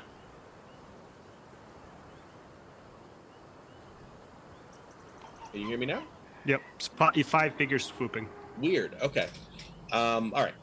5 figures swooping repeatedly from the air down, predatory screams filling the night in counterpoint to the terrified cries of their prey below. A child-sized creature, clawed hands eerily similar to a human's, though their iridescent scales, shimmering like jewels in the moonlight, make it clear that they share more in common with reptile than man, is stuck in quicksand beneath you. Yet still, human, halfling, or something else entirely, it still cries out in some form of sentient language, desperate for aid. Its cries foreign and haunting in a language you cannot comprehend, but its need clear.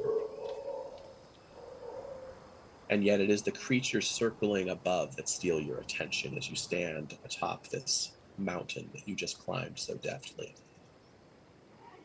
The sky above is teeming with these abominations. These 5 sinister forms seem to be an unholy combining of hairy humans with long tails and leathery bat-like wings stretched wide, casting grotesque silhouettes as they swerve and swoop, their haunting screeches clawing at your eardrums, as you take very obvious note that their wide gleaming eyes have noticed more prey enter the clearing. We'll take a break there and come back for initiative. Oh man. We shall be back. Milo, I momentarily. think that praise you. Oh, yes. Yeah. And we're back.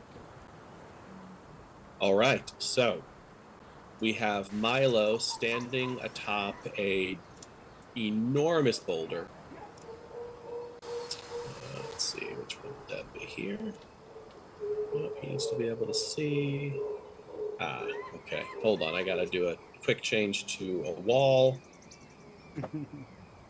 We've been there. It's I always love doing that with my players. I can't see. Oh, yeah, hold on. that should work. Wasn't expecting Milo to no-clip up a wall. Why is that? I know, that's awesome. Is there a different wall that's causing a problem? One quick second. You're good. Ah, yes, okay. Must be this one. There we go. Done. Update. That should work. Yes, now things are visible. Okay, is the combat map on the screen for everybody? Can everybody see the combat? Icon, yes. It I is. think so, yeah. Fantastic. C is a relative term. Well, it is dark. It is dark. Yeah.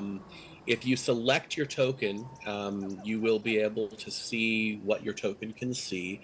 I have not made the map fully dark, just for the sake of cinematic quality more than anything else. But any of you that don't have dark vision, you can see as though it was the middle of night in the middle of the forest, which is to say very little detail at all at this point. Oh no, hello dynamic lighting, my old friend. So if I could have each of you please roll initiative as you hear what's going on, and for those of you who are not at the scene of the crime, so to speak, those of you who are not Milo, you do suddenly hear the sound of those beasts become more frenetic, more aggressive, more excited, and it's clear that there has been a change to the dynamic of whatever is going on somewhere up ahead of you. Two-step, you are not so far away that you are not able to hear that change in tone of this noise in the near distance, as we move into the attack. And let me go ahead and get my roll in place for each of my things that I need to control.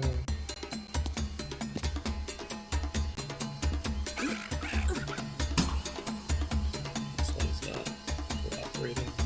Let's do it here. Okay, so with that, we will begin our first combat. One of the cool things about this particular stage of the adventure that we're going through is that this whole chapter is designed for us to be able to learn the rules as we go. So if you have questions, feel free to ask them as always, but we will also be keeping things as simple as possible, all things considered, as we move in to combat. If a combat tracker sort of window popped out for you, you're welcome to close that out and just use the much nicer sort of combat carousel, which has everybody's portrait and their initiative order, and you can drag that around the screen to wherever it is most convenient for your particular setup. I like to keep mine sort of down in the bottom middle or top middle, depending on what's going on the map. Robin, as you hear the frenetic screaming, and your light is struggling to illuminate the area around you, but you can tell generally that the noise is coming from somewhere on this map, we'll say to the west of you. What did you do? Before I take my turn in combat, I do want to figure out how to tweak the volume of Sirenscape just a little bit. Yes, because it's a little hot for me. Understood. Upper right-hand corner, there's two little eighth notes. Click on that, and then you can change either Sirenscape specifically or the global volume setup. Much better. That I think is gonna treat me right. All right. Excellent. So Robin is going to hold the light up as much as he can and just move in the direction of the increased tumult, trying to get to the source of the noises. Yeah, I mean, there's tree roots all over the place and brush and shrubs, but you're able to push through it as like vines are hanging down from the trees in your way, and shove in that direction. And I'll give you your 30 feet of movement if you would like to take it. I would love to. Is there a little? There is. Oh, fantastic! Boop. Excellent. So as you move forward, you find yourself standing looking up at an immense boulder. And it does sound like the noise is coming from just on the opposite side of it. In your in the little bit of light that your staff casts, as well as you're now able to see a significant amount of moonlight coming down, you also begin to see these sort of bat-like. They look like. They look a lot like the flying monkeys from the Wizard of Oz if they were dosed on steroids and meth. Big beefy If bad that helps to boys. paint a picture. I think I've seen that adaptation. So you do have an action if you'd like to take one. You don't have a clear shot at anything at this point. You could move again if you wanted to, or there are other things that you could try as well. Yeah, I think if I can tell, looking now that I've got this angle on this rock, that whatever is going on is like on the far side, like over it. Mm-hmm. Right. I'm gonna try and climb it. Okay. All right. Go ahead and give me that skill check. That's normally going to be might, unless you can sell me on some other ability. I mean, earlier you described Milo as climbing very successfully as though he were a squirrel. And I don't generally think of squirrels as mighty. I think of them as agile, quick, and flexible. But if you consider the amount of body mass of squirrels moving around, they are quite strong. It's true, relatively speaking. Well, then I'll try might. My well-rounded feat would kick in this instance, or are we in combat and thus I don't? You are in combat, and so it would not qualify. Okay. Yeah. All right. So what do we have here? 9, 10, 11, 12. Yeah, that is enough for you to be able to make your way 15 feet up to the top of that border. I am not sure if you can move yourself there, so I will go ahead and do it for you. You can put yourself right there. And from there, you are able to make out a few things. You can see Milo crouched down on another border up just slightly ahead of you and sort of off to your right. And you can see that there is a little tiny lizard-like person screaming for help that seems to be stuck in quicksand, as well as 5 of these demonic-looking bat monkeys swarming the skies and swooping down, and they are almost playing like a cat with a mouse with their food, with this little creature. Do you have a minor action that you would like to take? To activate my light on my staff is a minor. Is a sustain also a minor? I believe that sustain is also a minor action. Is that correct, Jacob? Am I remembering that right? Yeah. Then I'll sustain. Okay, fair enough. Fair enough. All right, well, then that will move us forward as the creatures notice new meals have arrived at the table, and they begin to swoop and swarm in your direction. One of them has flown down at the start of the round of combat and is taking a swipe at that creature, but then it sees Milo and Robin, and it begins to fly toward them. Let's see if it can make it to you. It cannot. Did I blow up Milo's spot too? It saw him already. Oh. Yeah. It can't quite make it to you on a single round of combat, but it is going to fly in your direction, claws outstretched as though it is ready to dig into you and pull you into its embrace. And we'll go ahead and move it up to the 15-foot mark. The other ones are quite a bit above you at about 35 feet, swarming in that direction. And yeah, we're good there. Okay. So that is... Oh, hold on. That's the wrong one to move. It's this guy's turn. This guy, 35 feet. And then double moving another 35 feet. He will be within 10 feet of you at the end of that round, or at the end of that turn. Another one also swarming toward Robin is able to get within striking range. And he is going to take a shot at you. Can George see Robin and this creature? You can see because he's up on top of the... Is there a clear shot? Yeah, there's a clear shot. Absolutely. Yeah, this is where George is going to attempt to make a defensive, after you roll, of course. Okay. Understood. Yeah. Understood. All right, let's see here. It claws in your direction. Now, one thing that you notice as you see these creatures moving around is that they are deftly swooping in and out between the vines that are hanging down. And you gather that they can actually see quite well in the dark. And that will be reflected as them having advantage on all of their rolls because they can see well while you cannot. That was a roundabout way of saying Joel's out for blood. So that is a total of a 13 on an agility attack as it slashes in your direction versus your guard. And what is your guard? My guard is 17. Okay, so you see it coming, and you manage to duck out of the way and sort of bat its claws out of the way as it swoops past you. Which brings us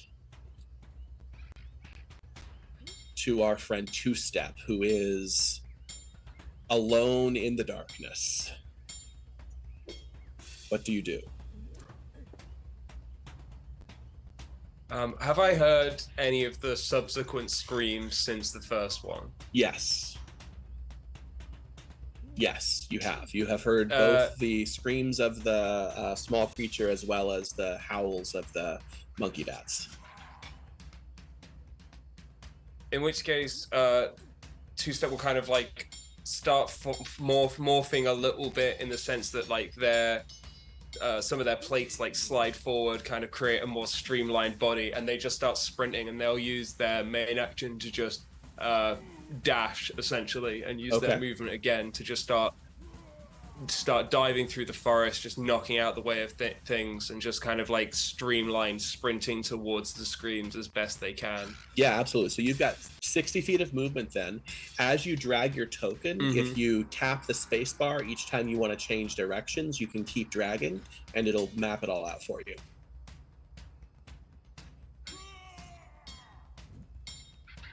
Okay, so I think I'm at... Oh, I can get here. You can, but you'll have... like I can see it. Yeah, so if you run to the bottom of that big boulder that's just ahead of you, you might have more visibility as to what's going on. Ah, okay. Sort of right here. That would help, yes. Yeah. Okay, so there's your... There-ish. Yeah, either or. So that's 30 feet. Yeah. Okay, so as you round that border, you can see Robin's light in the near distance, and you can just make out George ahead of you as well. Ooh, okay. Having only run 30 feet then... You've got 30 more. Or you can take an action if you want. Yeah, that's what I was just thinking. If this is...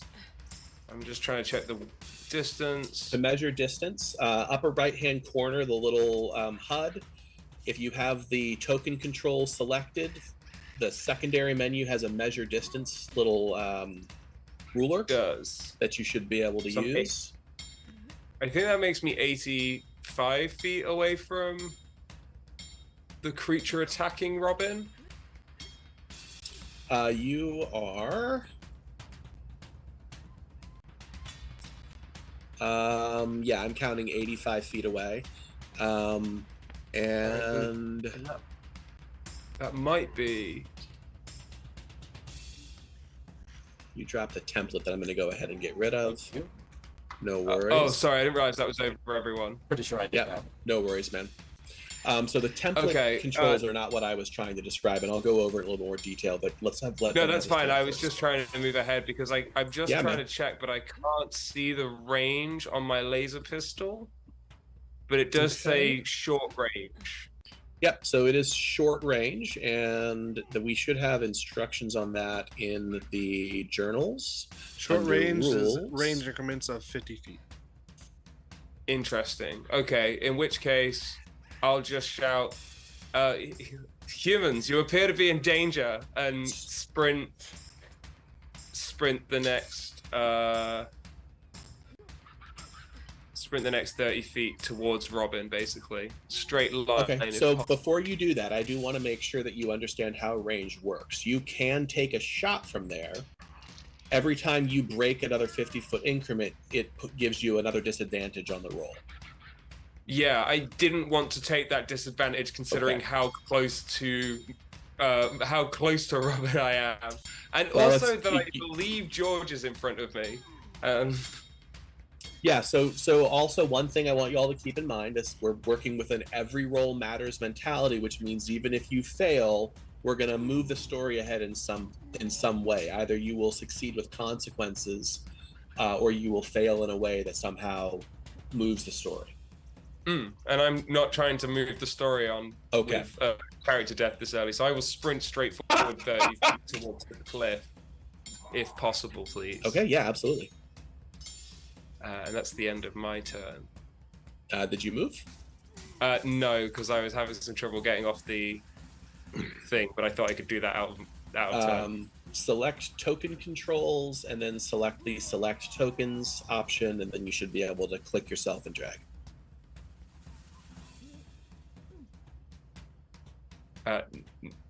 No, I'm not putting things down. You're putting things down? What do you mean? No, nothing. Sorry, I'm just putting a little mark down. I was hoping to just move on because I'm going to just be faffing with this for a second. Okay, sure. Understood. So I will just be running forward, and that'll be the end of my turn. Yeah, it's totally fine. Keep in mind, we're all, you're learning both this VTT as well as a new rule system. It's okay for us to take a little time getting used to it and getting familiar with it. Milo, you are about to become exceptionally familiar with a monkey bat that is swooping in your direction and taking a swing at you.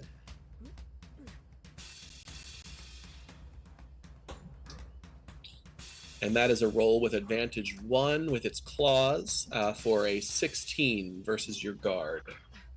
What is your guard defense? Even with haste, it is exactly 16. Okay, so meat beats, but for minimum damage. So that is normally 3 points of damage that you would take. And can you go ahead and apply that? There is a quick way to apply damage or healing to your character as long as you have your token selected. There should be a little box on your screen with a skull and a heart. Yeah, I put 3 in there, and then click the down arrow. I saw -3 come up on the sheet. Perfect. And yep, it applied. Excellent. Excellent. Okay. All right. And that is my turn for that particular creature, bringing us to our friend George. Whoa, 2-step, is that you? Yes, I'm here, cowboy. Ignoring the comment, George would then walk forward and... No, do I still have vision even though I'm below the rock? So you have vision to the stuff that's happening just on top of the rock. So yes, you can... From there, I will say you can still see that one monkey. All right. Seeing that my newfound, I think, human friend is in danger, I would pull up the revolver and attempt to pull off a shot. Okay.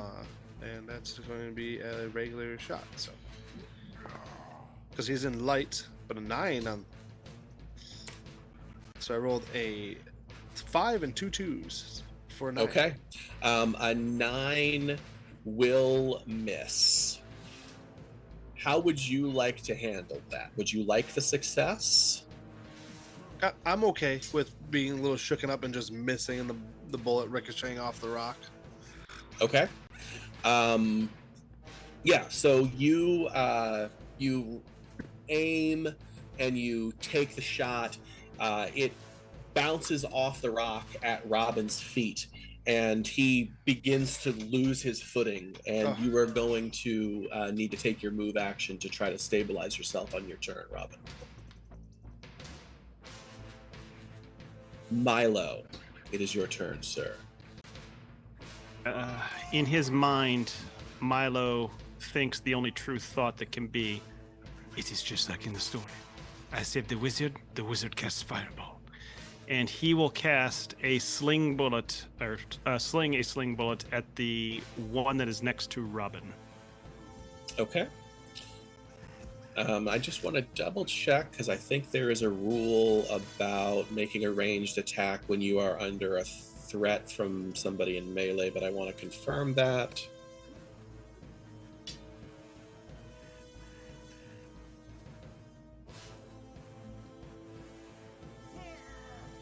Da-da-da-da.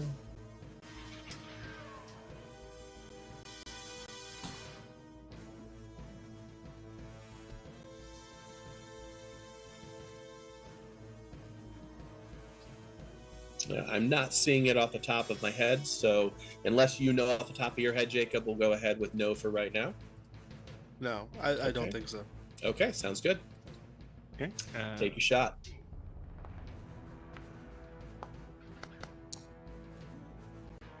All right, a very low roll on the 20, but you explode with your D10 for a total of a 14 against the guard of the flying monkey, which is exactly 14, so that is enough for base damage of 3. And then Milo will use a minor action to sustain haste, and being the hero he was always meant to be, he then flings himself off the 30-foot rock towards the princess in the sandpit. Okay. All right. Okay. That can only end well. Why don't you give me an agility check? Ooh.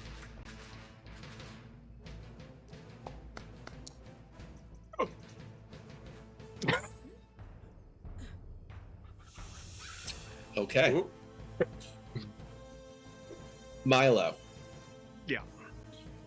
You fling yourself in that direction, having forgotten for a moment that the princess, as you put it, is stuck in quicksand.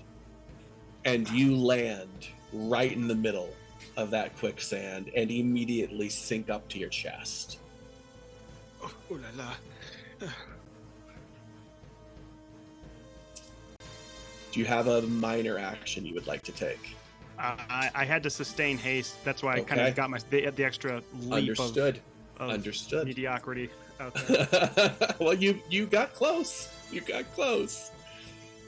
All right.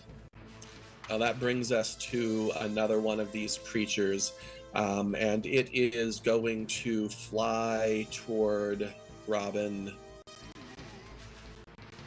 but realizing that it can't make it all the way there, it will push itself for its second round of movement and try to get to the opposite side of Robin so that it is essentially flanking, although I'm not going to give it any kind of benefit for that. It's already got but advantage one, right? Right, that does put it in the view of both George and Two Step, but that is its turn. That brings us to the last of these creatures, and he is going to fly over and attempt to attack Milo. There we go.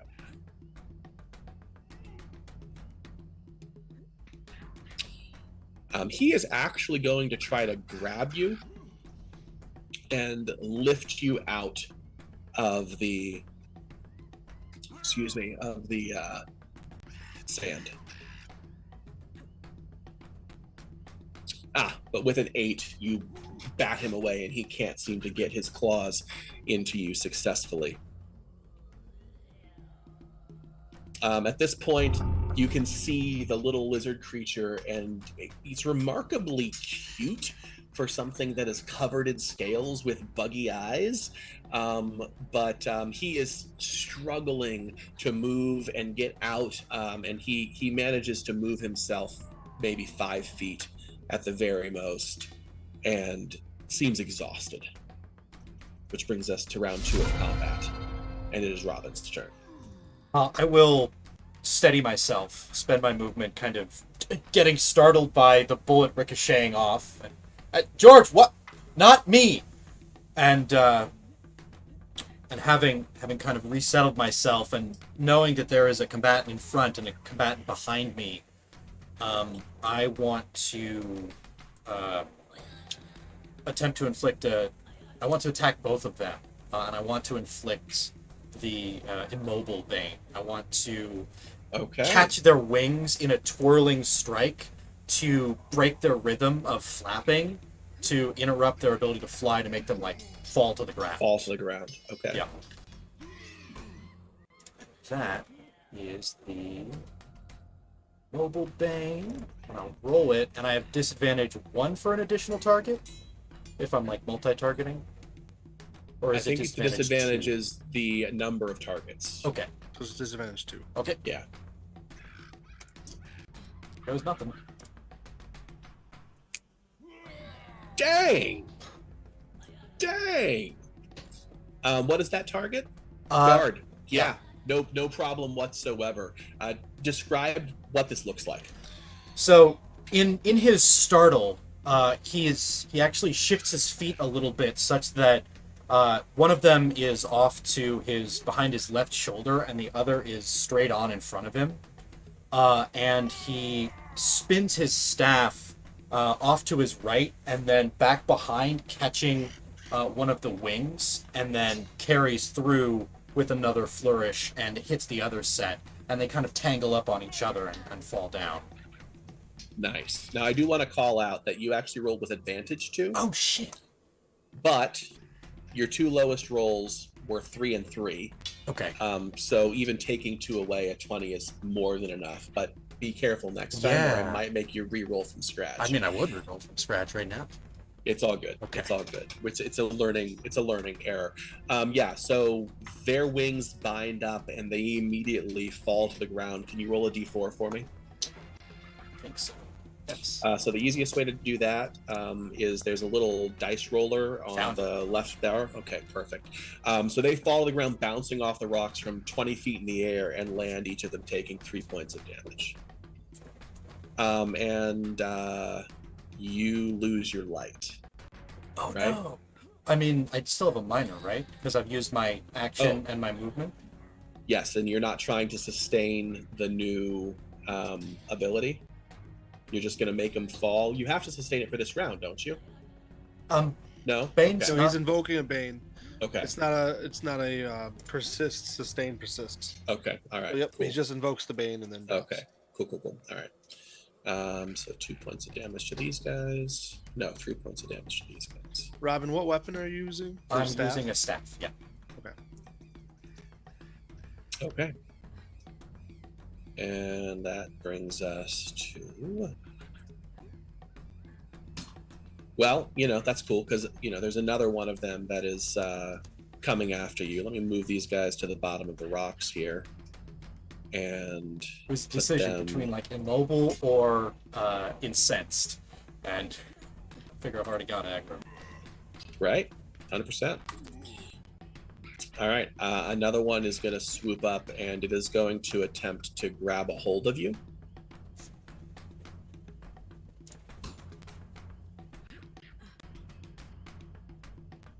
And that is going to be a 22.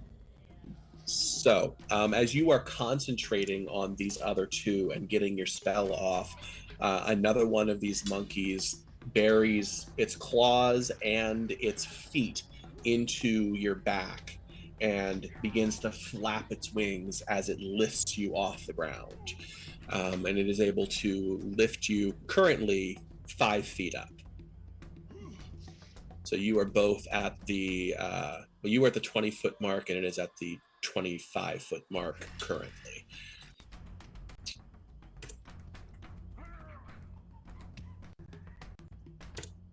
Okay, that is its turn. All right. So the one that fell to the ground in sort of in front of where you are, Robin, on the side with the sand, is motionless. It doesn't seem to be moving. And that brings us to two-step. Ooh, okay.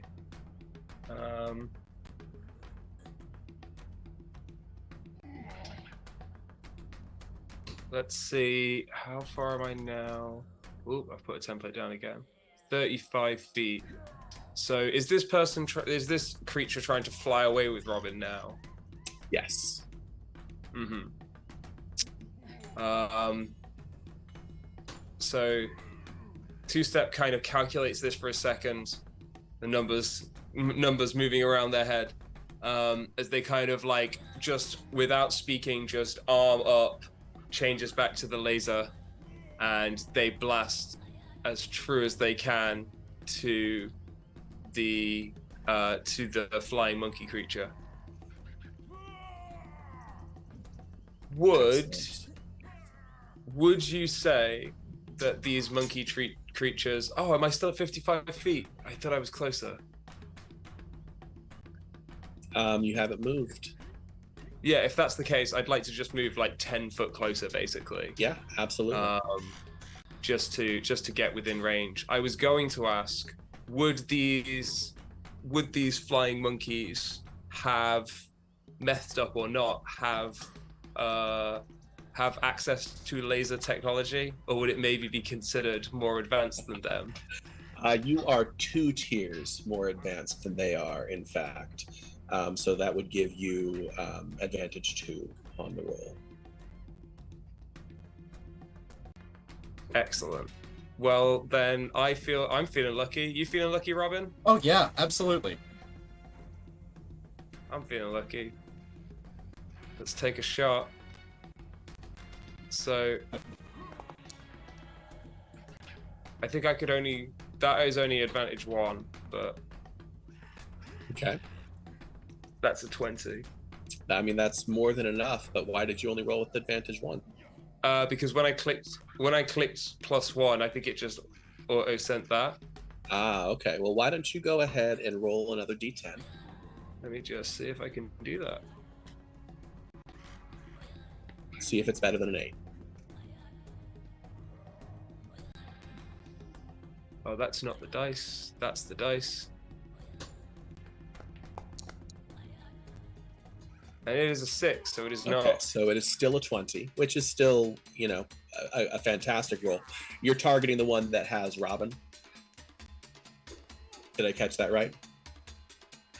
Yeah. Yes, as it's You're targeting flying. the one that has Robin, yeah. Mhm. So its Yes, guard that's right. its guard is a 14, so you managed to make the hit for 6 points of damage, which I will Excellent. just double check here.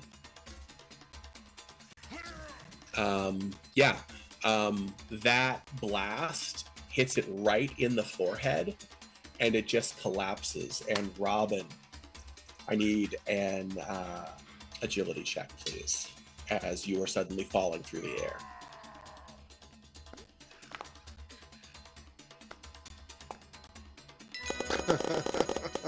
Nice. Like Double Iron exploit. Man in the Marvel movies, 3-point landing on the top of that rock, and you are immediately ready to get back into the fight. That is amazing.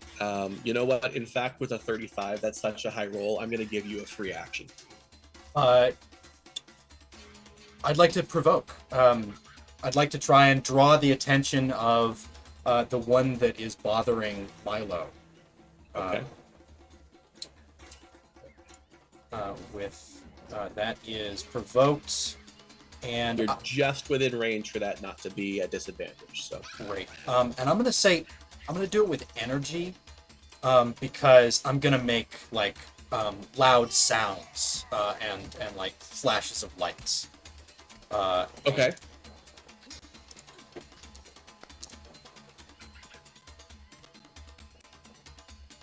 Okay, so that is a 16 versus resolve, and I have.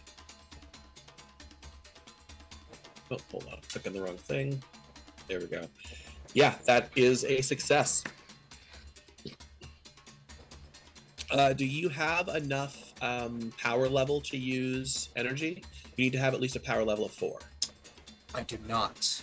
I Okay, do not. so then That's you my have to mistake. use your other ability.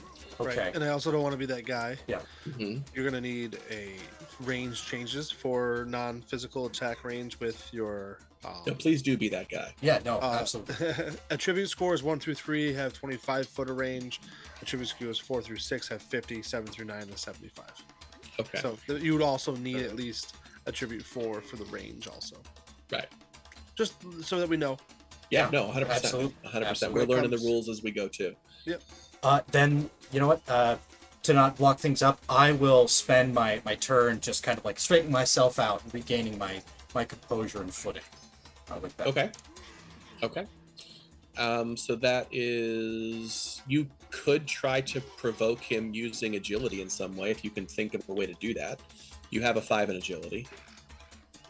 I do. The only thing that I can think of to provoke with that is to start doing like bow staff kata. Just very with the light on the Can I end. give you an idea? I would love one. There's a vine hanging right next to you. You could swing out and back again, screaming and flailing and trying to like take a swing at it. You would miss, but you might be able to provoke it. I would love to do that. I think we just lost Steven. We did. Hopefully he'll come right back. Cool. Then I'm going to roll my provoke with my agility by jumping out onto that rope and brachiating out and flailing with the lit staff in the one hand and screaming and then swinging back. And with agility,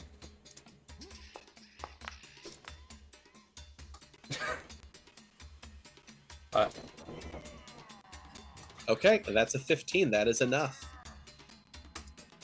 As Robin grabs a vine, swings all the way around, and then back again and manages to land himself, you gather the attention of the creature.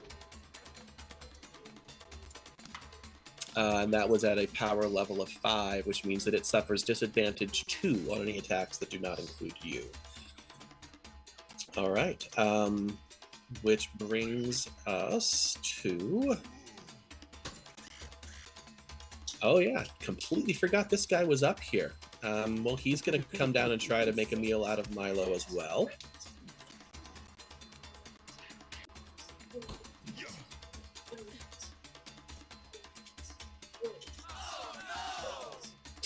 He's not going to succeed. That's a 4. That is a terrible, terrible roll, and that was with advantage too. But I rolled a nat 1 on the 20 and a 3 on the remaining dice, so that is a flat failure. Which brings us. It's a crowd shout. Oh no! When we hit a nat 1. Mm-hmm. Did I just mishear that? No, that's built into the game. I mean, it's an option that I've added to the game, but yeah. Is this guy visible to me? No. Okay. They're also out. Oh, okay. Just so you're aware, yeah. And is this one out also? That one is not. Is this one visible to me? It is. All right, so I'm gonna line up my shot, knowing I almost injured Robin. I'm gonna take what's in this system is called a focus action. So I take my entire turn to shoot, gaining me an advantage. Cool, you're not gonna take my advantage away. I wasn't sure. I was giving. Hey, there we go. No, I'm not doubling it down. I'm not making you guys shoot at disadvantage and then also having them at advantage. You're just one level of advantage is enough. Yeah, I mean, you want to describe what this looks like? Yeah. So after almost hitting Robin, I'm very stressed out. And I look down that barrel of the pistol and I catch the monkey head, seeing 2-step, shoot in the head. I take the cue that's what you got to do, and I just put it right between the eyes. and the head explodes. That monkey is no more. That is the end of my turn. Yes, it is. Good turn. Thank you. Milo, you are up to your chest in gunk. All of your actions are going to be at disadvantage. There are two of these creatures right on top of you, clawing at you, trying to either kill you or pull you into the air for some nefarious purpose. What do you do? So when Milo jumped off, thinking he was going to do a 3-point stand and save the day, he flops in. And I mean, it's just pure luck. He's wiping sand out of his eyes, and stick is flinging all over. The monkeys are like flying around. He looks up just in time to see a head explode on a flying monkey from some kind of magical beam of light that came from behind the mountainside. And he can only imagine it must be the science man that he's seen before. And he realizes where he's at, and he all of a sudden he sustains his haste, and he uses his movement to do a water polo style kick up out of the air and swings once at the one that's 20 feet up. Joel, I gotta ask, have these monkeys seen rocks? Is rock technology at their level, or Technology is at their level, yes. Right. So they can use tools, is what you're saying. Sticks and rocks are at their level. they're yes. advancing? Okay. I will take one shot. Here we go.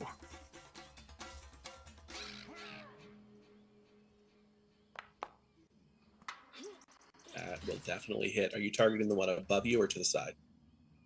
Whichever one is probably the lowest down to the one that's if they're both 5 feet. Yeah, whichever they're one. both right above you. So okay, we'll say the one that's just above you, or just to the north of you then.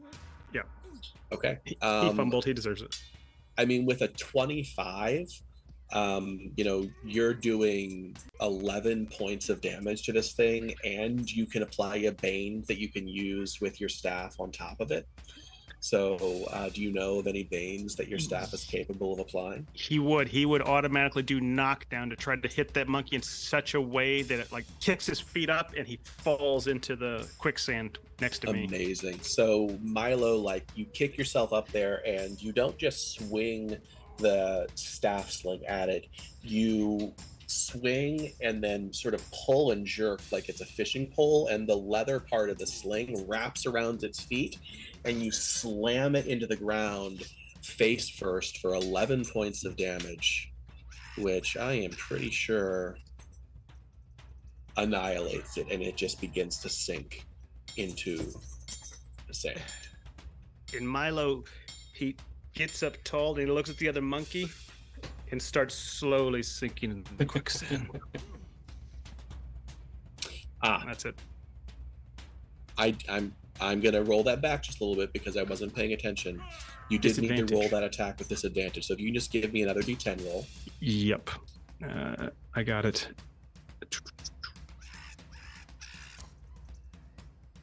Okay. All right.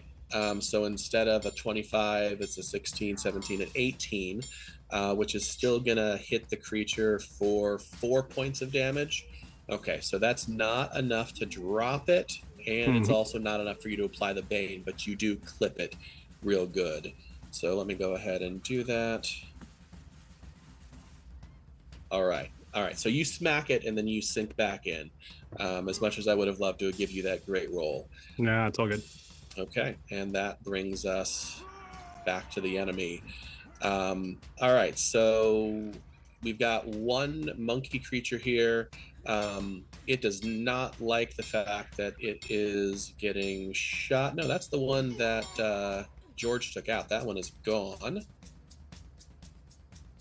And so that brings us to this guy over here. Okay, this one's going after Milo.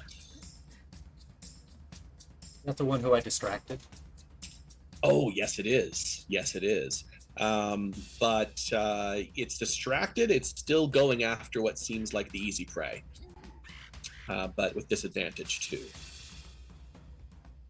So, Ben, when you are applying advantage, there's a box that you can put the level of disadvantage on when you do the roll, and then you click the advantage or disadvantage button. Does that make sense? Right, okay.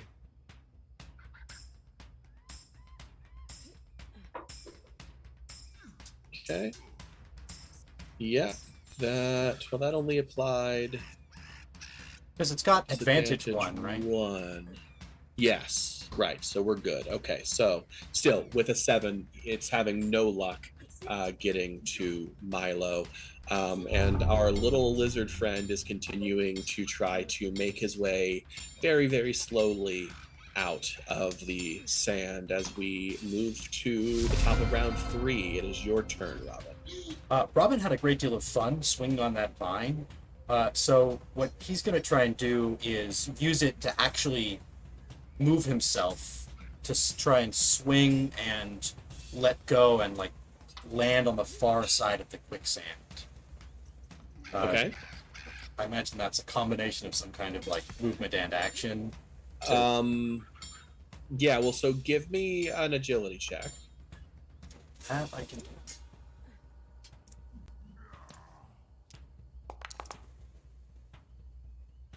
Okay. All right. So you managed to grab a hold of the vine and swing. Where exactly are you aiming for? So You can move your little cursor. Milo is like in the heart of the quicksand. Uh-huh. My target is can I move my little cursor? Where I've dropped this thing. Yeah, wherever you have your mouse over, we can see a Okay. little marker for Right. where that is. So so you're trying to land in the quicksand? I'm trying to go past it. Okay. I don't know that I'll succeed at that, but that's my goal. Okay. All right. Give me another agility check.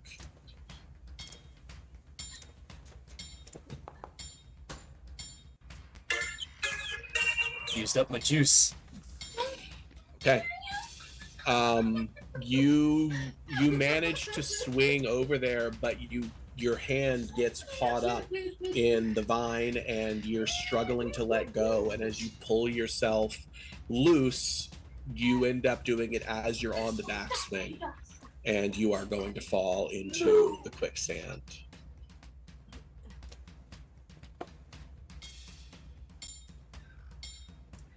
Let me go ahead and move you to right here. Oh, you are surrounded now. Okay. And you're using your minor action to sustain, so you still have light, and that is your turn, sir. Okay, that guy is gone.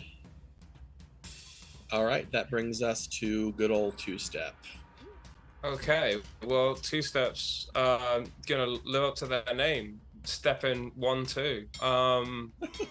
They're gonna use their whole turn to just sprint forward. I'm realizing this rock ahead of me is kind of like what Milo was climbing up earlier, correct? Mm-hmm. Correct. Yeah. And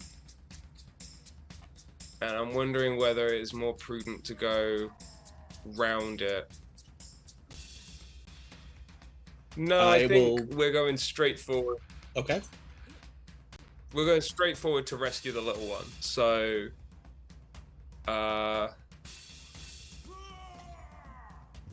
we're gonna run. Ooh, click. Ooh, once I've got the right selection. It's all good. We're gonna run just climb up this rock to get a better view. Okay. If that's go ahead and possible. give me. Do I need? Yep, you need to give me a mic check. Excellent, excellent.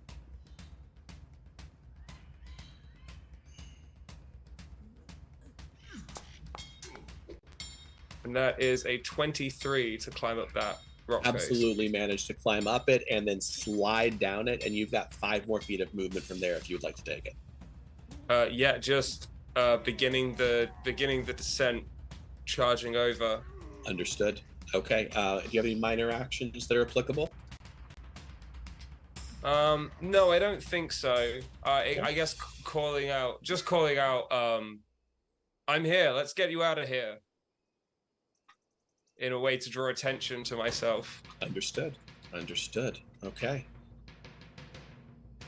All right, we've got another creature going after the same one that you took a swing at is going to try to pick you up out of the Milo. Mm-hmm.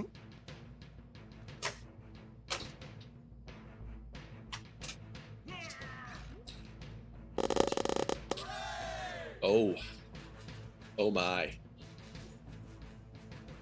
He manages to do so with a 35 total on that roll. And that's because I rolled a natural 20, and then I rolled an additional 11, and I rolled a 4, which is, only half on the d8. But with a 35, he grabs you and jets into the air 35 feet straight up. You are dangling 30 feet above the ground. Does anyone remember when exploding dice were fun 20 or 30 seconds ago? All right. Yeah. Which brings us to George. Now, my light is gone. I can't see. Your light is gone. In trying to go the same way Milo went, I'm going to make my way towards that rock. Mm-hmm. Give me that might check if you'd like to climb it. I'm going to attempt to climb it. A 14. Okay, a 14 is enough. Okay. So I get to the top of the rock and I have vision. You do. All right. I am then going to take my action to fire at the one below Milo. That is correct. He's now below Milo. So this one that I've got my mouse marker, that one is way down below Milo. Yes. Perfect. That's the one I want to shoot because I know falling hurts. So. All right, firing now. Excellent attack. That will be enough to hit. So let's see. What are we rolling against? 14. So 7 points of damage on that. All right. And that is the end of my turn. All right. You put that one down as well. Oh. Okay. Milo, it's your turn. Milo all of a sudden feels himself wasted, and as a free action, he goes from using his weapon as a range weapon to something that's more akin to a baseball bat, and he just kind of tries to swing at the monkey holding him, presumably at disadvantage. No, not at disadvantage. Okay. I'll give you the attack without disadvantage. This is are you trying to do damage, or are you trying to break its hold on you? I am trying to kill it. Trying to kill it, okay. And I have not put the other weapon in there, so I'm just going to roll might because I know it is a melee weapon. All right. No, you cannot land that hit. In fact, as you do, it reaches down and grabs hold of your staff and jerks it out of your hand with one of its feet and drops it into the swamp below, into the quicksand below. You will pay for this. That's all. I sustain my haste, but you know what? Actually, I think he would drop his haste. He is just so disheartened by that. He just kind of doesn't know how to react, and he drops out of haste, and that's it. Okay. Fair enough. Can I take my defend action to shoot the staff out of the quicksand? Nah. I'm gonna put a bullet hole in that staff. Shoot it away from the quicksand as it's falling, maybe? Yeah. You can if you want to, yeah. Sweet. So I'm going to do my defend action or interrupt action, and it's going to be at advantage 2 because of my thing. Rolling now, but now this will take my turn. A 16, does that knock it out from allow it to land on a harder surface? You line up as it's falling and clip it center mass, just enough force to knock it to half on the edge of dry ground. Awesome. Now it's got a little nick in it. just to the north of where Milo is. Awesome. Yeah. And the little dude is continuing to try to push and swim. Robin, you hear him like frantically talking, but you can't tell what he's saying. It sounds like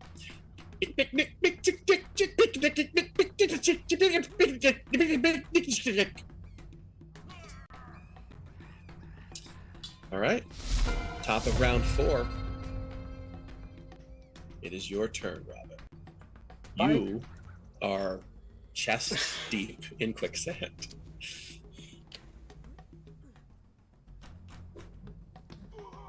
Trying to decide if it's time for the lights to go out. Probably not.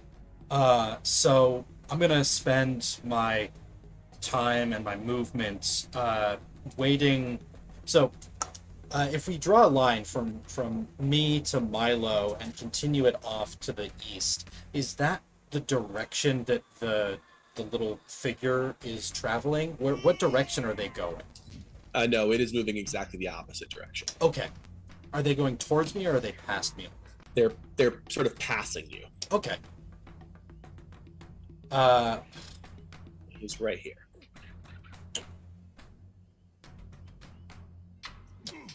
Y'all have got... No. Well, yeah, I'm gonna spend my time helping this lizard person navigate the quicksand. Because I'm tall, it's not as hard for me, it's still difficult, but yeah, I want to assist them in getting out of the quicksand.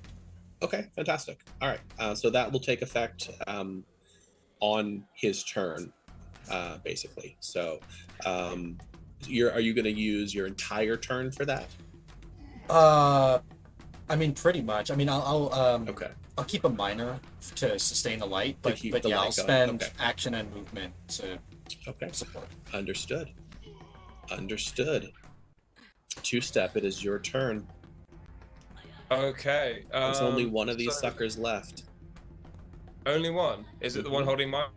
Or is Milo? It is the one holding Milo, yes. Ah, okay. In which case, I'll probably...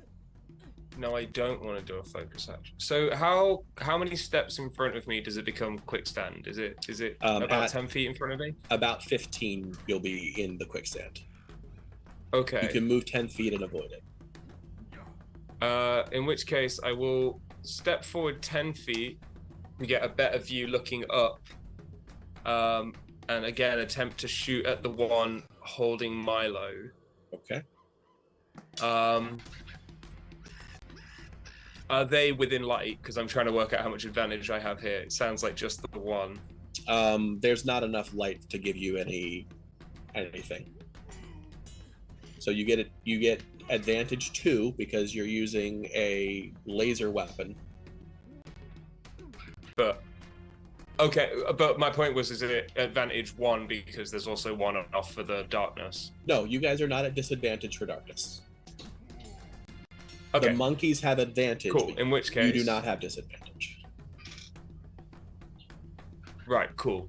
In which case, yeah, I will just kind of take a few steps forward. I'm sort of hoping to catch them at the end of this.